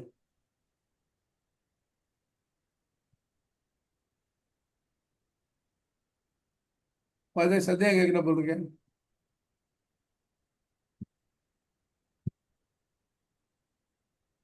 வேற என்ன டவுட்? உமா இல்லையா இன்னைக்கு? இருக்கேன் சுவாமி. நான் தான் ஜமீலா அதுல இருக்கேன். ஜமீலா இன்னொன்னுல இருக்காங்க. அவங்களும் இருக்காங்க எல்லாரும். அது ஃபர்ஸ்ட் லாகின் பண்ணும்போது ஒரு சின்ன இதா இருந்தது, அதனால நம்ம லாகின் பண்ணும்போது கொஞ்சம் டிலே ஆயிடுது. அதுக்காக நான் பரவாயில்ல. இந்த நேம்ல இருக்கேன்.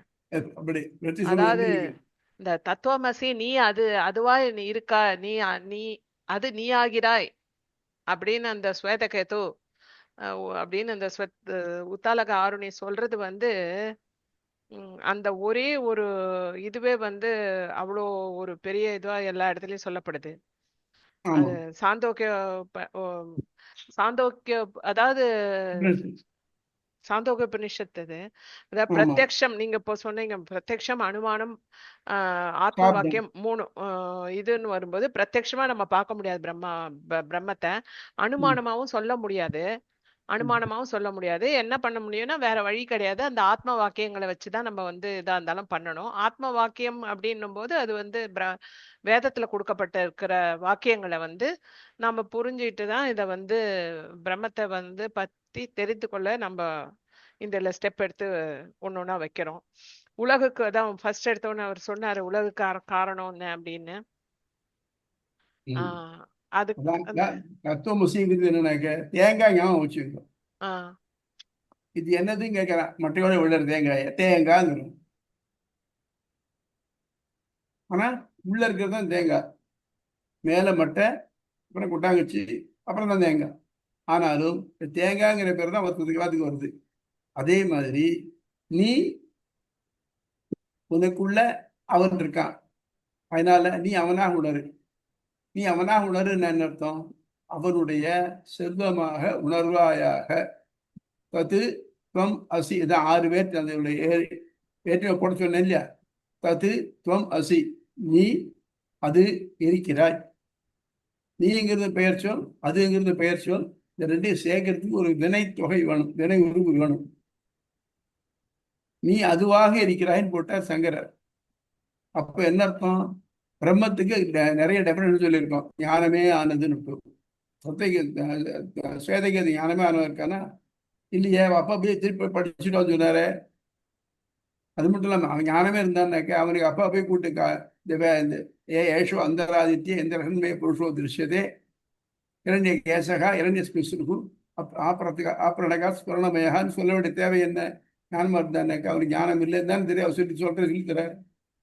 அப்புறம் அவருக்கு இந்த பானையை பற்றி சொல்லித்தர வேண்டிய என்ன?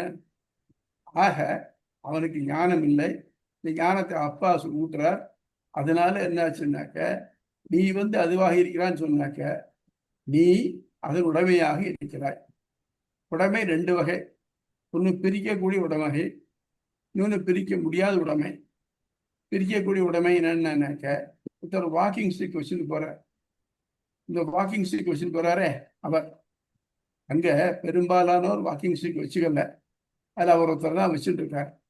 அதனால அவரை கண்டுபிடிச்சிடலாம் ஈஸியா. ஆனா அவர் எப்பவுமே வாக்கிங் ஸ்டிக் வச்சுக்கணும் தேவையில்லை, தள்ளி வச்சுட்டு வந்தாருனாக்க அவர் கண்டுபிடிக்க முடியாது. இது வந்து அதே மாதிரி சந்திர சாகா நியாயம். 3ஆம் முறை சந்திரன் பார்க்கணும்னு பார்க்கலாம், எல்லாரும் பார்த்தா தெரியல. இந்த பார், இந்த மாமரத்து கிளை தெரியுது பத்தியா, அதுக்கு பார்த்தா சந்திரன் தெரியுது. மாமரத்து கிளைக்கும் சந்திரனுக்கு என்ன சம்பந்தம்? இல்லை, நமக்கு சுட்டி காட்டுறதுக்காக ஒன்று காமிக்கிறார். பதித்துவம் அசின்னு சொல்றச்சு, நீ அதன் உடைமையாக, பிரிக்க முடியாத உடைமையாக இருக்கிறாய். பிரிக்க முடியாத உடைமைனா என்ன? அவன் நேரம். நீ கருப்பா இருக்க, சிவப்பா இருக்க, இல்லை உயரமா இருக்க, குட்டையா இருக்க, இதெல்லாம் அது நீ துவம் துவம் நீ அது அது எப்படின்னாக்க உனக்குள்ள இருக்கக்கூடிய ஈஸ்வரன் அவன் இருக்கான் இல்லையா, அவன் உனக்குள்ள இருக்கான், அவனுடைய உடைமையாக நீ இருக்கிறார். அப்படிங்கிறது அதுல தத்துவம் செய்வது அவருக்கு. அதே மாதிரி அகம் பிரம்மாஸ்மிங்கிற வார்த்தையும் எப்படி வந்ததுன்னு கௌஷிதகி உபனிஷத்துல சொல்றது. இந்த ஜீவாத்மா முக்தனாகி போய் அங்க பரமபதம் போய் பிரம்மத்தினுடைய மடியில உட்கார்றான். பிரம்மம் கேட்கறது, ஓசி நீ யார்? அவன் சொல்ல அகம் பிரம்மாசி, அகம் பிரம்மாஸ்மி. அகம் பிரம்மாஸ்மின்னு அப்படிதான் கேட்கிறவன் ஒருத்தன் பதில் அகம் பிரம்மாஸ்மி இருக்கு. நான் பிரம்மத்துக்கு உரியவன், நான் பிரம்மமாக இருக்கிறேன், நான் பிரம்மத்துக்கு உரியவன். அப்படியே அர்த்தம், நான் உன் தொண்டன், நீ என்னை ஏவிக்கொள்ள வேண்டும் அப்படிங்கிறது. இது எப்படி எப்படி வந்து ப்ரூவ் ஆகுது அப்படின்னாக்க, பிரணவம் இருக்கு இல்லையா, ஓம் இருக்கு, ஆ ஊமா. ஆ அப்படிங்கிறது பிரம்மத்தை குறிக்கிறது, நாராயணனை குறிக்கிறது. அகாரார்த்தோ நாராயணஹா விஷ்ணு இருக்கு. மா அப்படிங்கிறது 25ஆம் அக்ஷரம், மன ஞானே, மன அவபோதனே, மன ஞானே, ஞானம் உள்ளது, ஞானத்தை இயல்பாக உடையது, ஞான வடிவானது. அப்போ இது என்ன ஆகுது, ஆ மா ரெண்டு பேர் நடுவில் கு, அவனுக்கே நாராயணனுக்கே நீ ஞானம் உள்ளவ நீ அப்படின்னு அர்த்தம். நாராயணனுடைய அடிமையாக நீ இருக்கிறாய் அர்த்தம். எனக்கு ஞானம் வந்துருக்கு. என்ன ஞானம் வந்தது? நாராயணனுக்கு நான் இருக்கேன்னு இருக்கு. அப்போ நான் என்ன பண்ணணும்? அந்த நாராயணனுக்கு நான் தொண்டு செய்யணும். அடிமையா இருக்கேன்னாக்க ஆசானுக்கு, ஆண்டானுக்கு தொண்டு செஞ்சாத்தான் அவன் அடிமைத்தனம் நிலைக்கும். ஆகவே அறிந்தவன் தான் யாரு? நான் அவனுடைய அடிமைன்னு தெரிஞ்சது அவனுக்கு தொண்டு செய்யுது. அதான் தத்கிருதி ஞானம். நீ இங்கே கைங்கரியம் பண்ணிட்டு இந்த உலகத்துல அங்க போய் கைங்கரியம் பண்ணுவேன். ஸோ அங்க போய் இப்ப அகம் பிரம்மாஸ்மி சொல்றேன்னா, நான் உன் அடியவன். கைங்கரியத்தை இது வைஷ்ணவ பிரலான்ச சொல்வார், கைங்கரியத்தை பிரார்த்தித்தே பெற வேண்டும் அப்படின்னு. நீ எனக்கு கைங்கரியம் கொடுப்பாயாக, விருப்பமா செய்யணும். இதுல இன்னொரு டவுட்டும் கேட்டா, ஒருத்தருக்கு போய் வேலை செய்யறது கஷ்டமா இருக்காங்க அப்படின்னு இருக்காது. பிரியமானவளுக்கு வேலை செய்யறது கஷ்டமா இருக்காது. மனைவி கேட்டுட்டா, சௌபகந்திக புஷ்டம் ஓணுன்ட்டு கேட்டுட்டா திரௌபதி, அது எங்கேயோ மலை மேல எங்கேயோ இருக்கு, அதை எடுத்துட்டு வரேன் பீமம் போனான். அங்க போய் ஆஞ்சநேயரோட தகராறு பண்ணிட்டான், பண்ணி எடுத்துட்டு வந்தான்.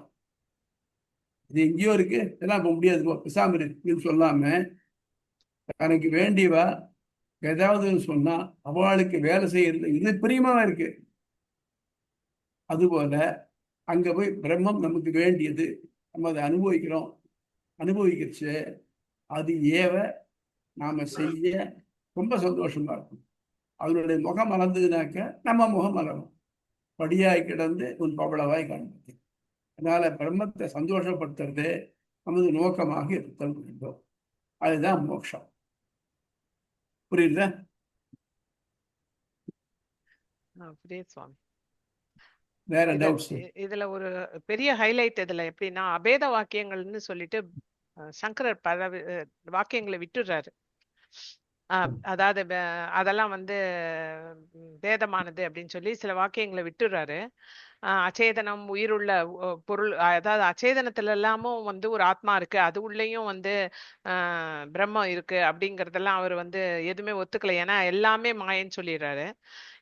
இதுல இவர் தான் வந்து ராமானுஜர் வந்து பேத அபேத வாக்கியங்கள் ரெண்டும் முக்கியமானவை. ஒரு எழுத்தும் இதுல வந்து வேதத்துல சொல்லப்பட்ட எல்லா எழுத்துக்களுமே முக்கியமானது அப்படின்னு சொல்லி, அந்த மாயங்கிறது இல்ல, எல்லாமே வந்து மாயைன்னு சொல்ல முடியாது. அது வந்து உயிரற்ற பொருள்கள்லயும் உள்ளுக்குள்ள பிரம்மம் இருக்கு, உயிரான ஜீவன்களுக்குள்ளயும் ஜீவனுக்குள்ள வந்து உள்ள ஜீவாத்மா, அதாவது ஆத்மாக்குள்ள பரமாத்மா இருக்கு அப்படின்னு அத வந்து தெளிவா சொல்றாரு. இதுதான் வந்து மெயினா இதுல மாயா அப்படிங்கிறது ரெண்டு அர்த்தம் இருக்கு.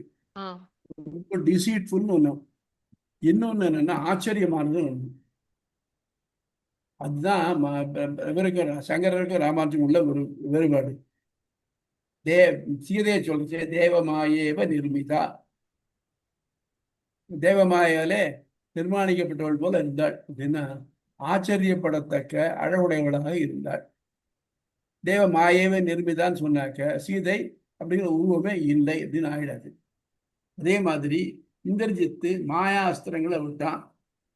மாயா சீதை படலம், மாயா சனக படலம் எல்லாம் இருக்கு. மாயை மாயைன்னு சொன்னாக்க அது பொய், ஆனா கண்ணுக்கு இருக்கிற மாதிரி தோன்றது. இப்ப வேற ஒன்றும் வேண்டாம், நம்ம சிம்பிள் திங்.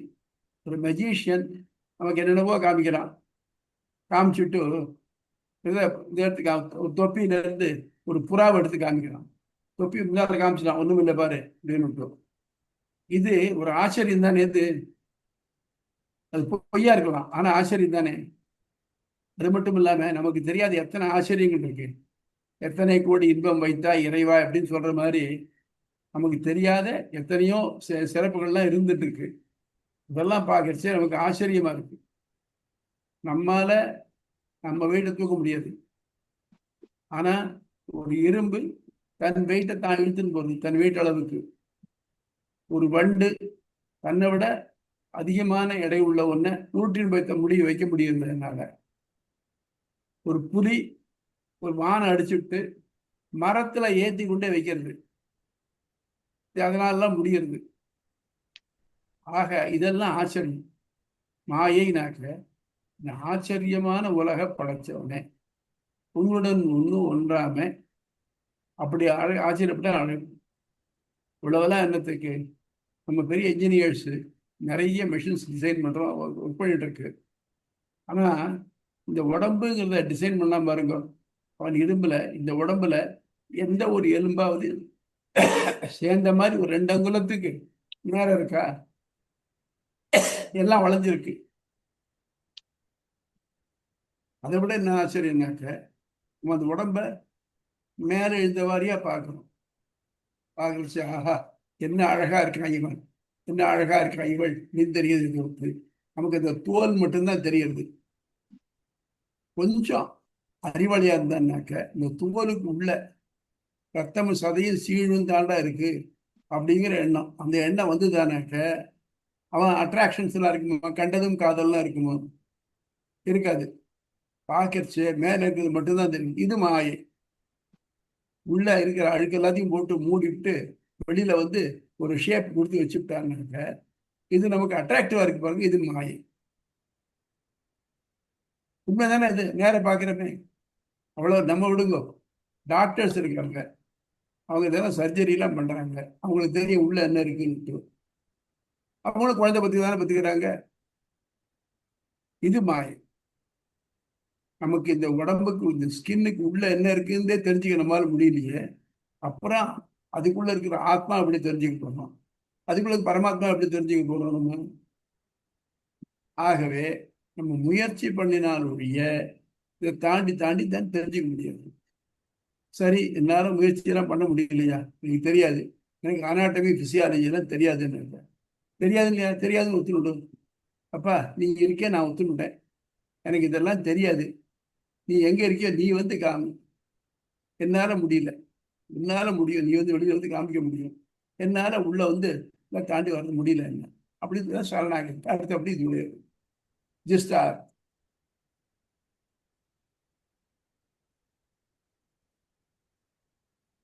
சுவாமி, இதுல மாயைங்கிறது வந்து ஒண்ணு வந்து இன்மை காட்டுறது, இன்னொன்னு வந்து ஆச்சரியத்தக்க, அப்படி எடுத்துக்கணுமா?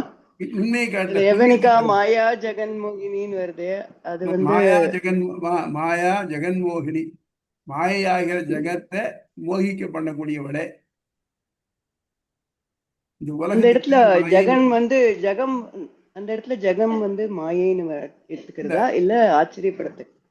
மாயையாகிற ஜெகத்தை மோகிக்க செய்யக்கூடியவளே. மாயினாக்க ஆச்சரியமான ஜெகத்தை, ஆச்சரியமானதுனாக்க ஒருத்தருக்கு இதா இருக்குது, இன்னொருத்தருக்கு தெரியாது, அந்த அளவுக்கு ஆச்சரியமா இருக்கு.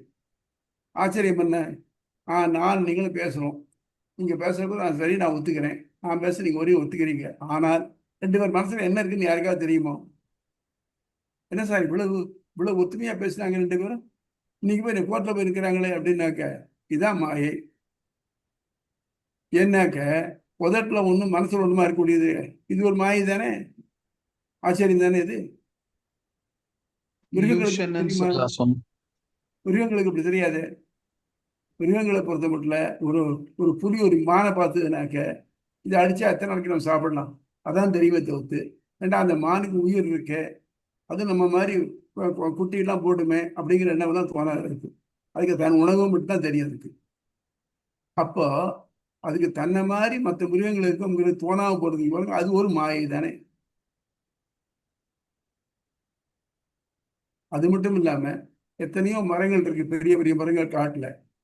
அவனுடைய பழங்களை யானைகள் குரங்குகள்லாம் சாப்பிடுறது. அது சாப்பிட்றதுக்காக தான் அது இருக்கு. ஆனா அது போடுற எச்சங்கள்ல அது எங்கேயோ போய் போடுறது, அங்க அந்த மரம் முளைக்கிறது.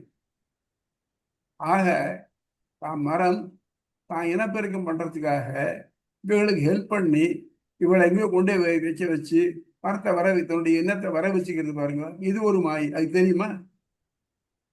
அது மட்டும் இல்லை, இங்க பாருங்க, செடி நமக்காவது ஹிருதயம் இருக்கு, ஒவ்வொரு தனித்தனி பார்ட்ஸ் இருக்கு. செடி கீழ் வேர்ல இருந்து எல்லாத்தையும் எடுத்துக்கிறது. எடுத்துட்ட உடனே இத்தனை மாசம் இல்லை இத்தனை நாள் இத்தனை வருஷம் கழிச்சு இதுல கிளை ஸ்ப்ரவுட் ஆகணும், அதுல வந்து இலை வரணும். இலை இவ்வளவு நாள் ஆச்சுனாக்க அப்புறம் வந்து பூ பூக்கணும். இது பண்ண டிசைட் பண்றது யாரு? இது மாயை. நமக்கு தெரிஞ்ச கண் முன்னால் இருக்கக்கூடிய செடி, இதுக்கு இந்த டெசிஷன் வந்து மாமரமா 5 வருஷம் ஆச்சா, அப்புறம் காய் காய்க்க ஆரம்பிக்கிறது. இது மாயை. அது ஏதோ ஒரு பிரபஞ்ச விதி இல்லையா சுவாமி? ஏதோ ஒரு விதி, பிரபஞ்ச ஒரு எல்லாமே அதோட சைக்கிள்ல போயிட்டே இருக்கு. அத வந்து நீங்க நடுவுல உள்ள பூந்து எதுவும் நீங்க பண்ணி ஒன்னும் பண்ணி திருப்பிடவே முடியாதுங்கிறது தான் உண்மை. அப்படிதான் தெரியும். அதாவது இப்போ நம்ம ஒரு இடத்துலதான் வருவோம், ஒரு ஏதோ ஒரு யானையெல்லாம் கொல்றா, இது பண்ணது, எதை கீழே விழுறது, இப்ப செத்து போறது, ஏதாவது பார்க்கும்போது ஐயோன்னு துடிக்கும். அவ்வளோ பெரிய ஜீவன் வந்து இறந்து போறதே அப்படின்னு. என்ன பண்ண முடியும்? இவ்வளவு பெரிய அண்ட சராசரத்துல என்ன நடக்கிறதோ எல்லா பிரபஞ்ச விதிக்கும் நீங்க தலைய விட்டோ நம்மளால மாத்த முடியாதுங்கிறதா உண்மை. அது படி பேசாம அதை அப்படியே ஒத்துக்கிறதா நல்லது. ஆச்சரியமானது, பியாண்ட் கம்ப்ரஹென்ஷன் அப்படின்னு சொல்றதா நியாயம். சுவாமி, அப்படின்னா சங்கரர் வந்து மாயை இன்மைன்னு எடுத்ததுனாலையும் ராமானுஜர் அது ஆச்சரியம்ங்கிற அந்த அர்த்தத்துல எடுத்ததுனால இவ்வளவு பெரிய வித்தியாசம் வந்ததுன்னு சொல்ல முடியுமா? எடுத்துக்கலாமா? ஞானம், அதாவது இவருடைய நிருத்தம், யாஸ்க நிருத்தத்தை மாயாங்கிறதுக்கு வைனம் ஞானம்னு அர்த்தம் போட்டிருக்காரு. அதை எடுத்துட்டாரு. மாயங்கிறது டிசீட்ஃபுல் அப்படிங்கிறது அவர் எடுத்துட்டார். அவர் காணல் நீர் மாயை, வாஸ்தவம் தான், காணல் நீர் மாயை தான். ஆனா காண்றதே மாயைனா பொய்னாக்க காணப்படக்கூடாது, காண்றதே காண்றது ஆனா இல்லை. இதுதான் மாயை, இதுதான் ஆச்சரியம் இருக்கு இல்லையா? ஓகே சுவாமி, புரிஞ்சிருது. ஒரு சின்ன வார்த்தையுடைய ஆமா, அது ஸ்லைட் டிஃபரன்ஸ். அதாவது பார்க்க கூடியது ஆனா அது இல்ல, அது இல்லவே இல்லைன்னு சொல்ல முடியாது. இல்லவே இல்லைன்னு சொல்றாரு. இல்லன்னு சொல்ல முடியாது.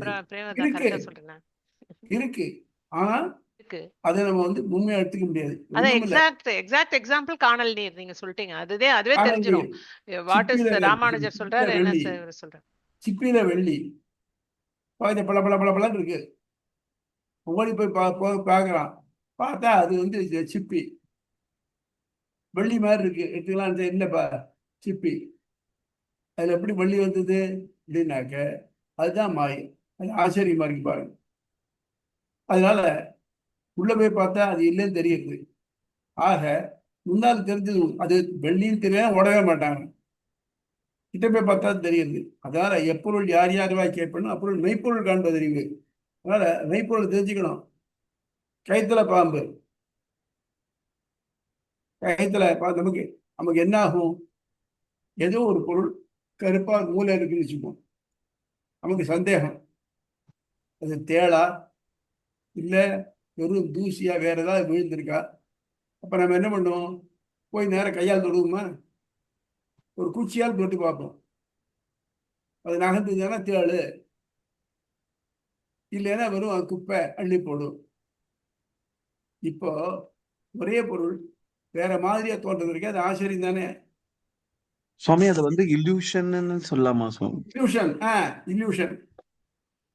இன்னொன்னு வந்து இந்த மாயைக்கு வந்து இந்த டெம்பரவரின்ற வேர்ட் கூட சூட் ஆகும்ல சுவாமி. ஃபார் எக்ஸாம்பிள் இப்போ நம்ம வந்து இந்த ஜென்மா எடுத்திருக்கோம், எடுத்துட்டு இங்க எத்தனையோ செயல்கள் செய்றோம், ஈவன் பக்தியும் பண்றோம், பகவான் மேல அன்பு செலுத்துறோம், அவனுக்கு தொண்டு பண்றோம். இதெல்லாம் பொய்ன்னு சொல்ல முடியாது. பட் இந்த உடலை வச்சுட்டு இருக்கிறதுனால இது டெம்பரவரி அப்படின்றதுக்காக கூட அந்த வேர்டை யூஸ் பண்ணலாம் இல்ல சுவாமி? அதான் சுவாமி, இந்த உலகமே மாயைன்னு தான் சொல்றோம் நம்ம. ஆனா அதான் டெம்பரவரின்றதுக்காக யூஸ் பண்ணலாம் நம்ம இல்லையா? பண்ணக்கூடிய பக்தி, நம்ம பண்ணக்கூடிய உபாசனம், கர்ம ஞான பக்திகள் இருக்கு இல்லையா, இதெல்லாம் உண்மைதானே? இது அதுதான் சொல்றேன் சுவாமி, தெரியும். அதெல்லாம் உண்மை. ஆனா தற்காலிகமானதுன்னு சொல்லலாமான்னு கேக்குறேன் சுவாமி. எப்படி தற்காலிகமானது? கர்மா ஏன்னா இந்த உடல் முடிஞ்ச உடனே உடல் அவஸ்தையான உடனே இதை முடிஞ்சு விடுறது இல்ல சுவாமி. கர்மயோகம் நம்ம பண்ணினோம்னாக்க நமக்கு மோட்சத்தை பெற்று தருது. ஆமா, அதுக்கு பலனா வந்து அது கொடுக்கறது. பட் இருந்தாலும் நம்ம அப்புறம் செய்த செயல் எல்லாம் டெம்பரவரியா ஆமா, டெம்பரவரியா இருக்கு உடம்பு அப்படின்னு. டெம்பரரி. கர்மயோகம் அதுதான் உடல் உடம்பு டெம்பரவரியா டெம்பரரி, இருக்கு. கர்மயோகம் டெம்பரரி இல்ல. உடல் தான் அதுதான் சொல்ல வந்தேன் சுவாமி. அடியேன் டெம்பரவரியானதுன்றதுனால மாயைன்ற டேர்ம் யூஸ் பண்ணலாமா அப்படின்னு கேக்குறேன் சுவாமி. முடியாது முடியாது. நீங்க ஸ்கூல்ல படிக்கிறீங்க, எத்தனை நாள் படிக்கிறீங்க? 12 வருஷம் படிக்கிறீங்க. டெம்பரரி, எஸ், அது பெர்மனன்ட் இல்ல. ஆமாம். அதை மாயன்னு சொல்ல முடியுமா? நோ, அதை மாயன்னு சொல்ல முடியாது. அந்த மாதிரி எதெல்லாம் டெம்பரரியோ அதெல்லாம் மாயன்னு சொல்ல முடியாது. புரியாது. அதாவது பட் இல்யூஷனுக்கு வந்து ஈக்குவேட் பண்ணலாம் இல்ல சுவாமி? மாயைனா இன்மை, பொய் அப்படின்னு எடுத்துக்கவே முடியாது. இப்போ நான் வந்து மாயை இல்லைன்னாக்க என்ன பண்ணணும்? என் நேர பார்த்தியான்னு சொல்றா தான் அவங்க உண்மையில ஒத்துக்க முடியும். அப்படின்னாக்க எனக்கு தாத்தாக்கு தாத்தா இருந்தாரா இல்லையா? அப்படின்னா நிச்சயமா நான் இருந்தார். எப்படி வந்தேன்? அவங்க தாத்தா தாத்தா இல்லை, அது மாயைன்னு சொல்ல முடியுமா? நான் தட் இஸ் உண்மை, மாயைன்னு சொல்ல முடியாது. நீங்க கரெக்ட். ஒரு கண்ணாடி அறைக்குள்ள பொறி வச்சுப்போம், ஆலாபத்து கண்ணாடியா இருக்கு, உங்களை போட்ட பல பிம்பங்கள்லாம் தெரியுது. பிம்பம் தெரியுது, உண்மைதானே? ஆமாம். கண்டிஷனலா அது தெரியுது, அது உண்மைதான். வெளியில வந்துட்டாக தெரியாது. நீங்க பாக்கறச்சு அது பிம்பம் தெரிஞ்சு உண்மை. ஆனால் நீங்க போய் அதுல பிம்பமே தெரியலன்னாக்க என்ன அர்த்தம்? ஒன்றும் உங்களுக்கு உடம்பே இல்லைன்னு அர்த்தம், இல்லை கண்ணாடி இல்லைன்னு அர்த்தம். அதானே? ஆகவே ஆமாம் சார். உலகம் நடக்கிற நிகழ்ச்சிகள் எல்லாம் உண்மைதான். நம்ம பார்க்குறோம், 2 பேர் சண்டை போடுறாங்க, இவன் சண்டை போடுறாங்கன்னு நினச்சிக்கிறோம்.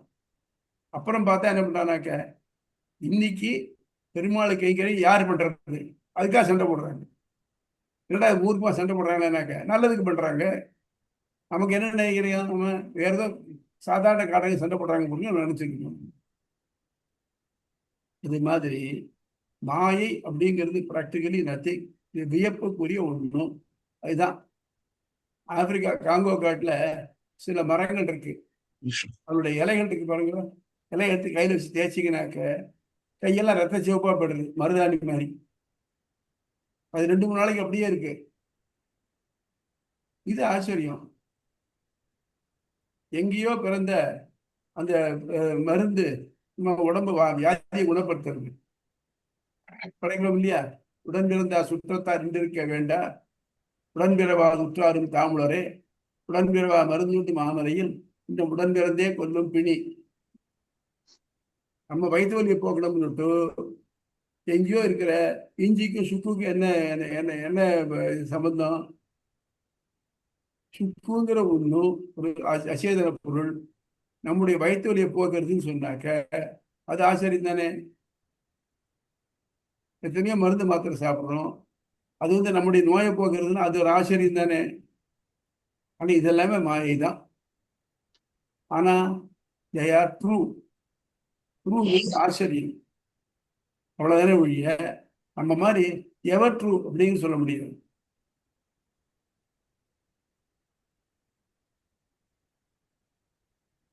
வேற டவுட்டு? சுவாமி, அதே போல அகங்காரத்துக்கு பொருள் சொல்லும் போது இவங்க 2 பேரும் வேறுபடுறாங்க இல்லையா? அதான், அதாவது சங்கரர் சொல்றது என்னன்னாக்க, பிரம்மத்துடைய நிழல் சதை பிண்டமான உடம்புல அகங்காரங்கிற தத்துவத்துக்கு மேல விழறது. இந்த அகங்காரம் வந்து தான் அப்படின்னு நினைக்கிறது, அது ஜீவாத்மா இருக்கு. இப்ப என்ன அர்த்தம்? இப்ப ஜீவாத்மாவா இருக்குது பிரம்மமா இல்ல அதுல நிழலா? பிரம்மமா இருக்க முடியாதுன்னு தனியா போயிடுது. ஏன்னா ஜீவாத்மா குறைவுடையது, பிரம்மம் குறையற்றது. இப்ப அதோட நிழல்னு சொன்னோம்னாக்க நிழல்ங்கிறது உண்மை இல்லை. நிழல்ங்கிறதுக்கு ஒரு பொருள் இருந்தா தான் நிழல் இருக்கும். இந்த பொருளே இல்லை, நிழல் இருக்காது. ஜீவாத்மால பரமாத்மா இல்லை அப்படின்னாக்க நிழல் இருக்காது. ராமானுஜர் ஜீவாத்மால பரமாத்மா இருக்கு. உள்ள நிழல் ஆத்மான்னு எடுத்துக்கோ. இந்த நிழல் இருக்கு இல்லையா, இவன் வந்து ஆத்மா இப்ப நடந்து போயிட்டு இருக்கான். அவன் போகிறச்ச மேலும் பள்ளவுமா இருக்கு. அதுக்கேற்ற மாதிரி நிழல் மேலும் பள்ளவுமா தெரியுது. ஒரு ஆற்றை கடந்து போறான், தண்ணியில இருக்கு. இவனுக்கு குளிர்றத, இவனுக்கு ஈரமா இருந்தா இல்லையே. அந்த மாதிரி எப்படி நிழலுடைய அவஸ்தைகளால இந்த ஆள் மாறுறது இல்லையோ, அந்த மாதிரி உடம்பும் உடம்புல உள்ள நிழலுமாக வச்சுக்கலாம். ஆனா என்ன பிரச்சனை அப்படின்னாக்க, நிழல் வந்து உடம்பாகவே ஆக முடியுமா? இன்னும் முடியாது. அதுக்காகத்தான் அதுதான் மோட்சம் சொல்லணும். அதுக்காக என்ன சொல்றோம்னாக்க உயிர் உடல் தொடர்புங்கிறோம். உயிர் உடல் தொடர்புங்கிறச்ச உடலுக்கு என்ன ஏற்படுறதோ அது உயிரை பாதிக்கிறது இல்லை. ஆனால் உடலுக்கு ஏற்படுற வலி உயிருக்கு ஃபீல் பண்றது. அதே மாதிரி தான் பகவான் நம்ம நல்ல வழியில போகாம தீய வழியில போனா வருத்தப்படுறான். அவன் நம்ம நோக்கி வரான். ராமாயணத்தை சொல்றச்சேயே விபீஷணன் லங்கையிலிருந்து திருப்புல்லாண்டி கரைக்கு வரப்போறான் தெரிஞ்சுதான் ராமன் அதுக்காக 14 வருஷம் முன்னாலேயே அங்கேருந்து புறப்பட்டுட்டான்னு சொல்லுவான். அவன் நம்ம வந்து அவனை நோக்கி ஒரு அடி வச்சோம்னா அவன் நம்ம நோக்கி 9 அடி வைக்கிறான். அப்படிங்கிறது அது ஒரு உதாரணம். அதனால நம்ம காப்பாற்றணுங்கிற எண்ணம் தான் அவனுக்கு இருக்கு. அதை நம்ம வேண்டாம்னு ஒதுக்குறோம், அதனால திண்டாடுறோம். அவன் பொறுப்பு தான், அவன் என்ன பண்ணட்டும், என்ன வேணா பண்ணிக்கிட்டோம் அப்படிங்கிற எண்ணம் வந்துட்டானாக்க நமக்கு எதுவுமே சிரமம் இல்லை. அவன் தானே தன்னை கொண்டு உலகத்துல வந்திருக்கோம். நம்ம பண்ணின கர்மாக்களை தான் அனுபவிக்கணும். பெருமாள் நமக்கு தனியா அது தரதில்லை. அதை சொன்னோம் இல்லையா, லோகவத்து லீலா கைவல்யம் வைஷமிய நைர்லன்ய ந சாபேட்சத்வாத் சூத்திரத்துல பார்த்தோம் இல்லையா. அவருக்கு இந்த மேல விருப்போ வெறுப்போ இல்லை. நம்ம என்ன நமக்கு பேயுங்க அவ்வளவுதான். சரிதா? சுவாமி.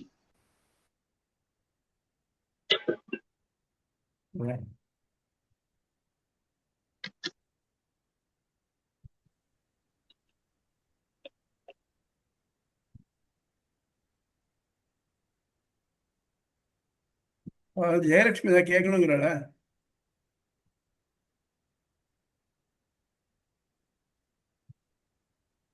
சரி, வேற ஏதாவது விசேஷம் உண்டா?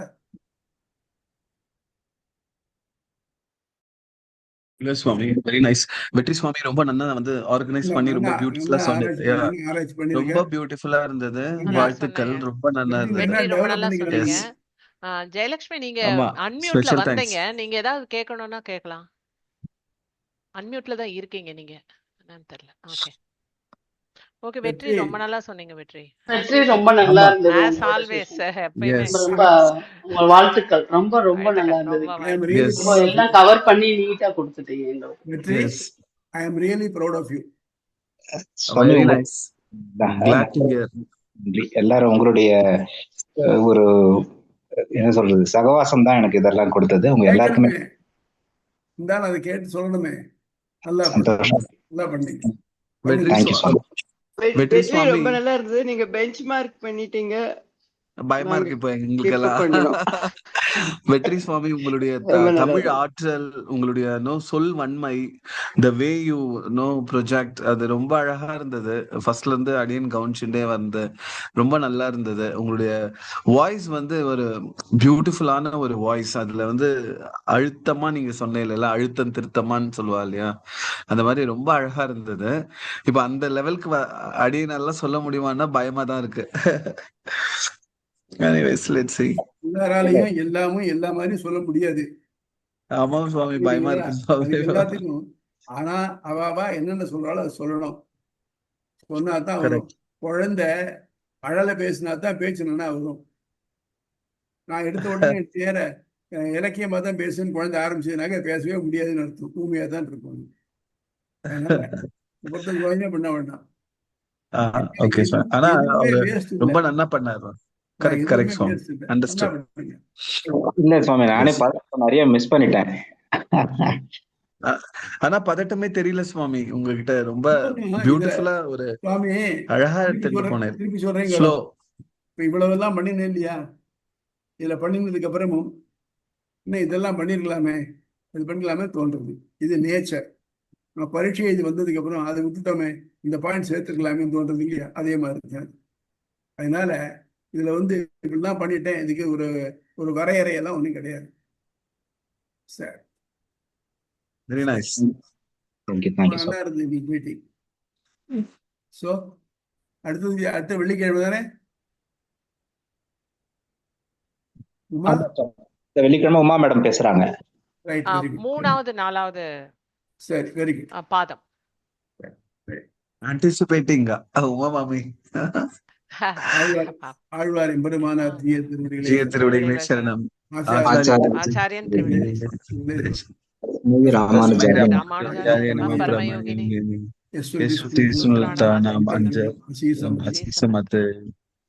அடியன் தாசன் சுவாமி சேவிச்சுக்க சுவாமி. தேங்க்யூ. நல்லா பண்ணினீங்க. Thanks all.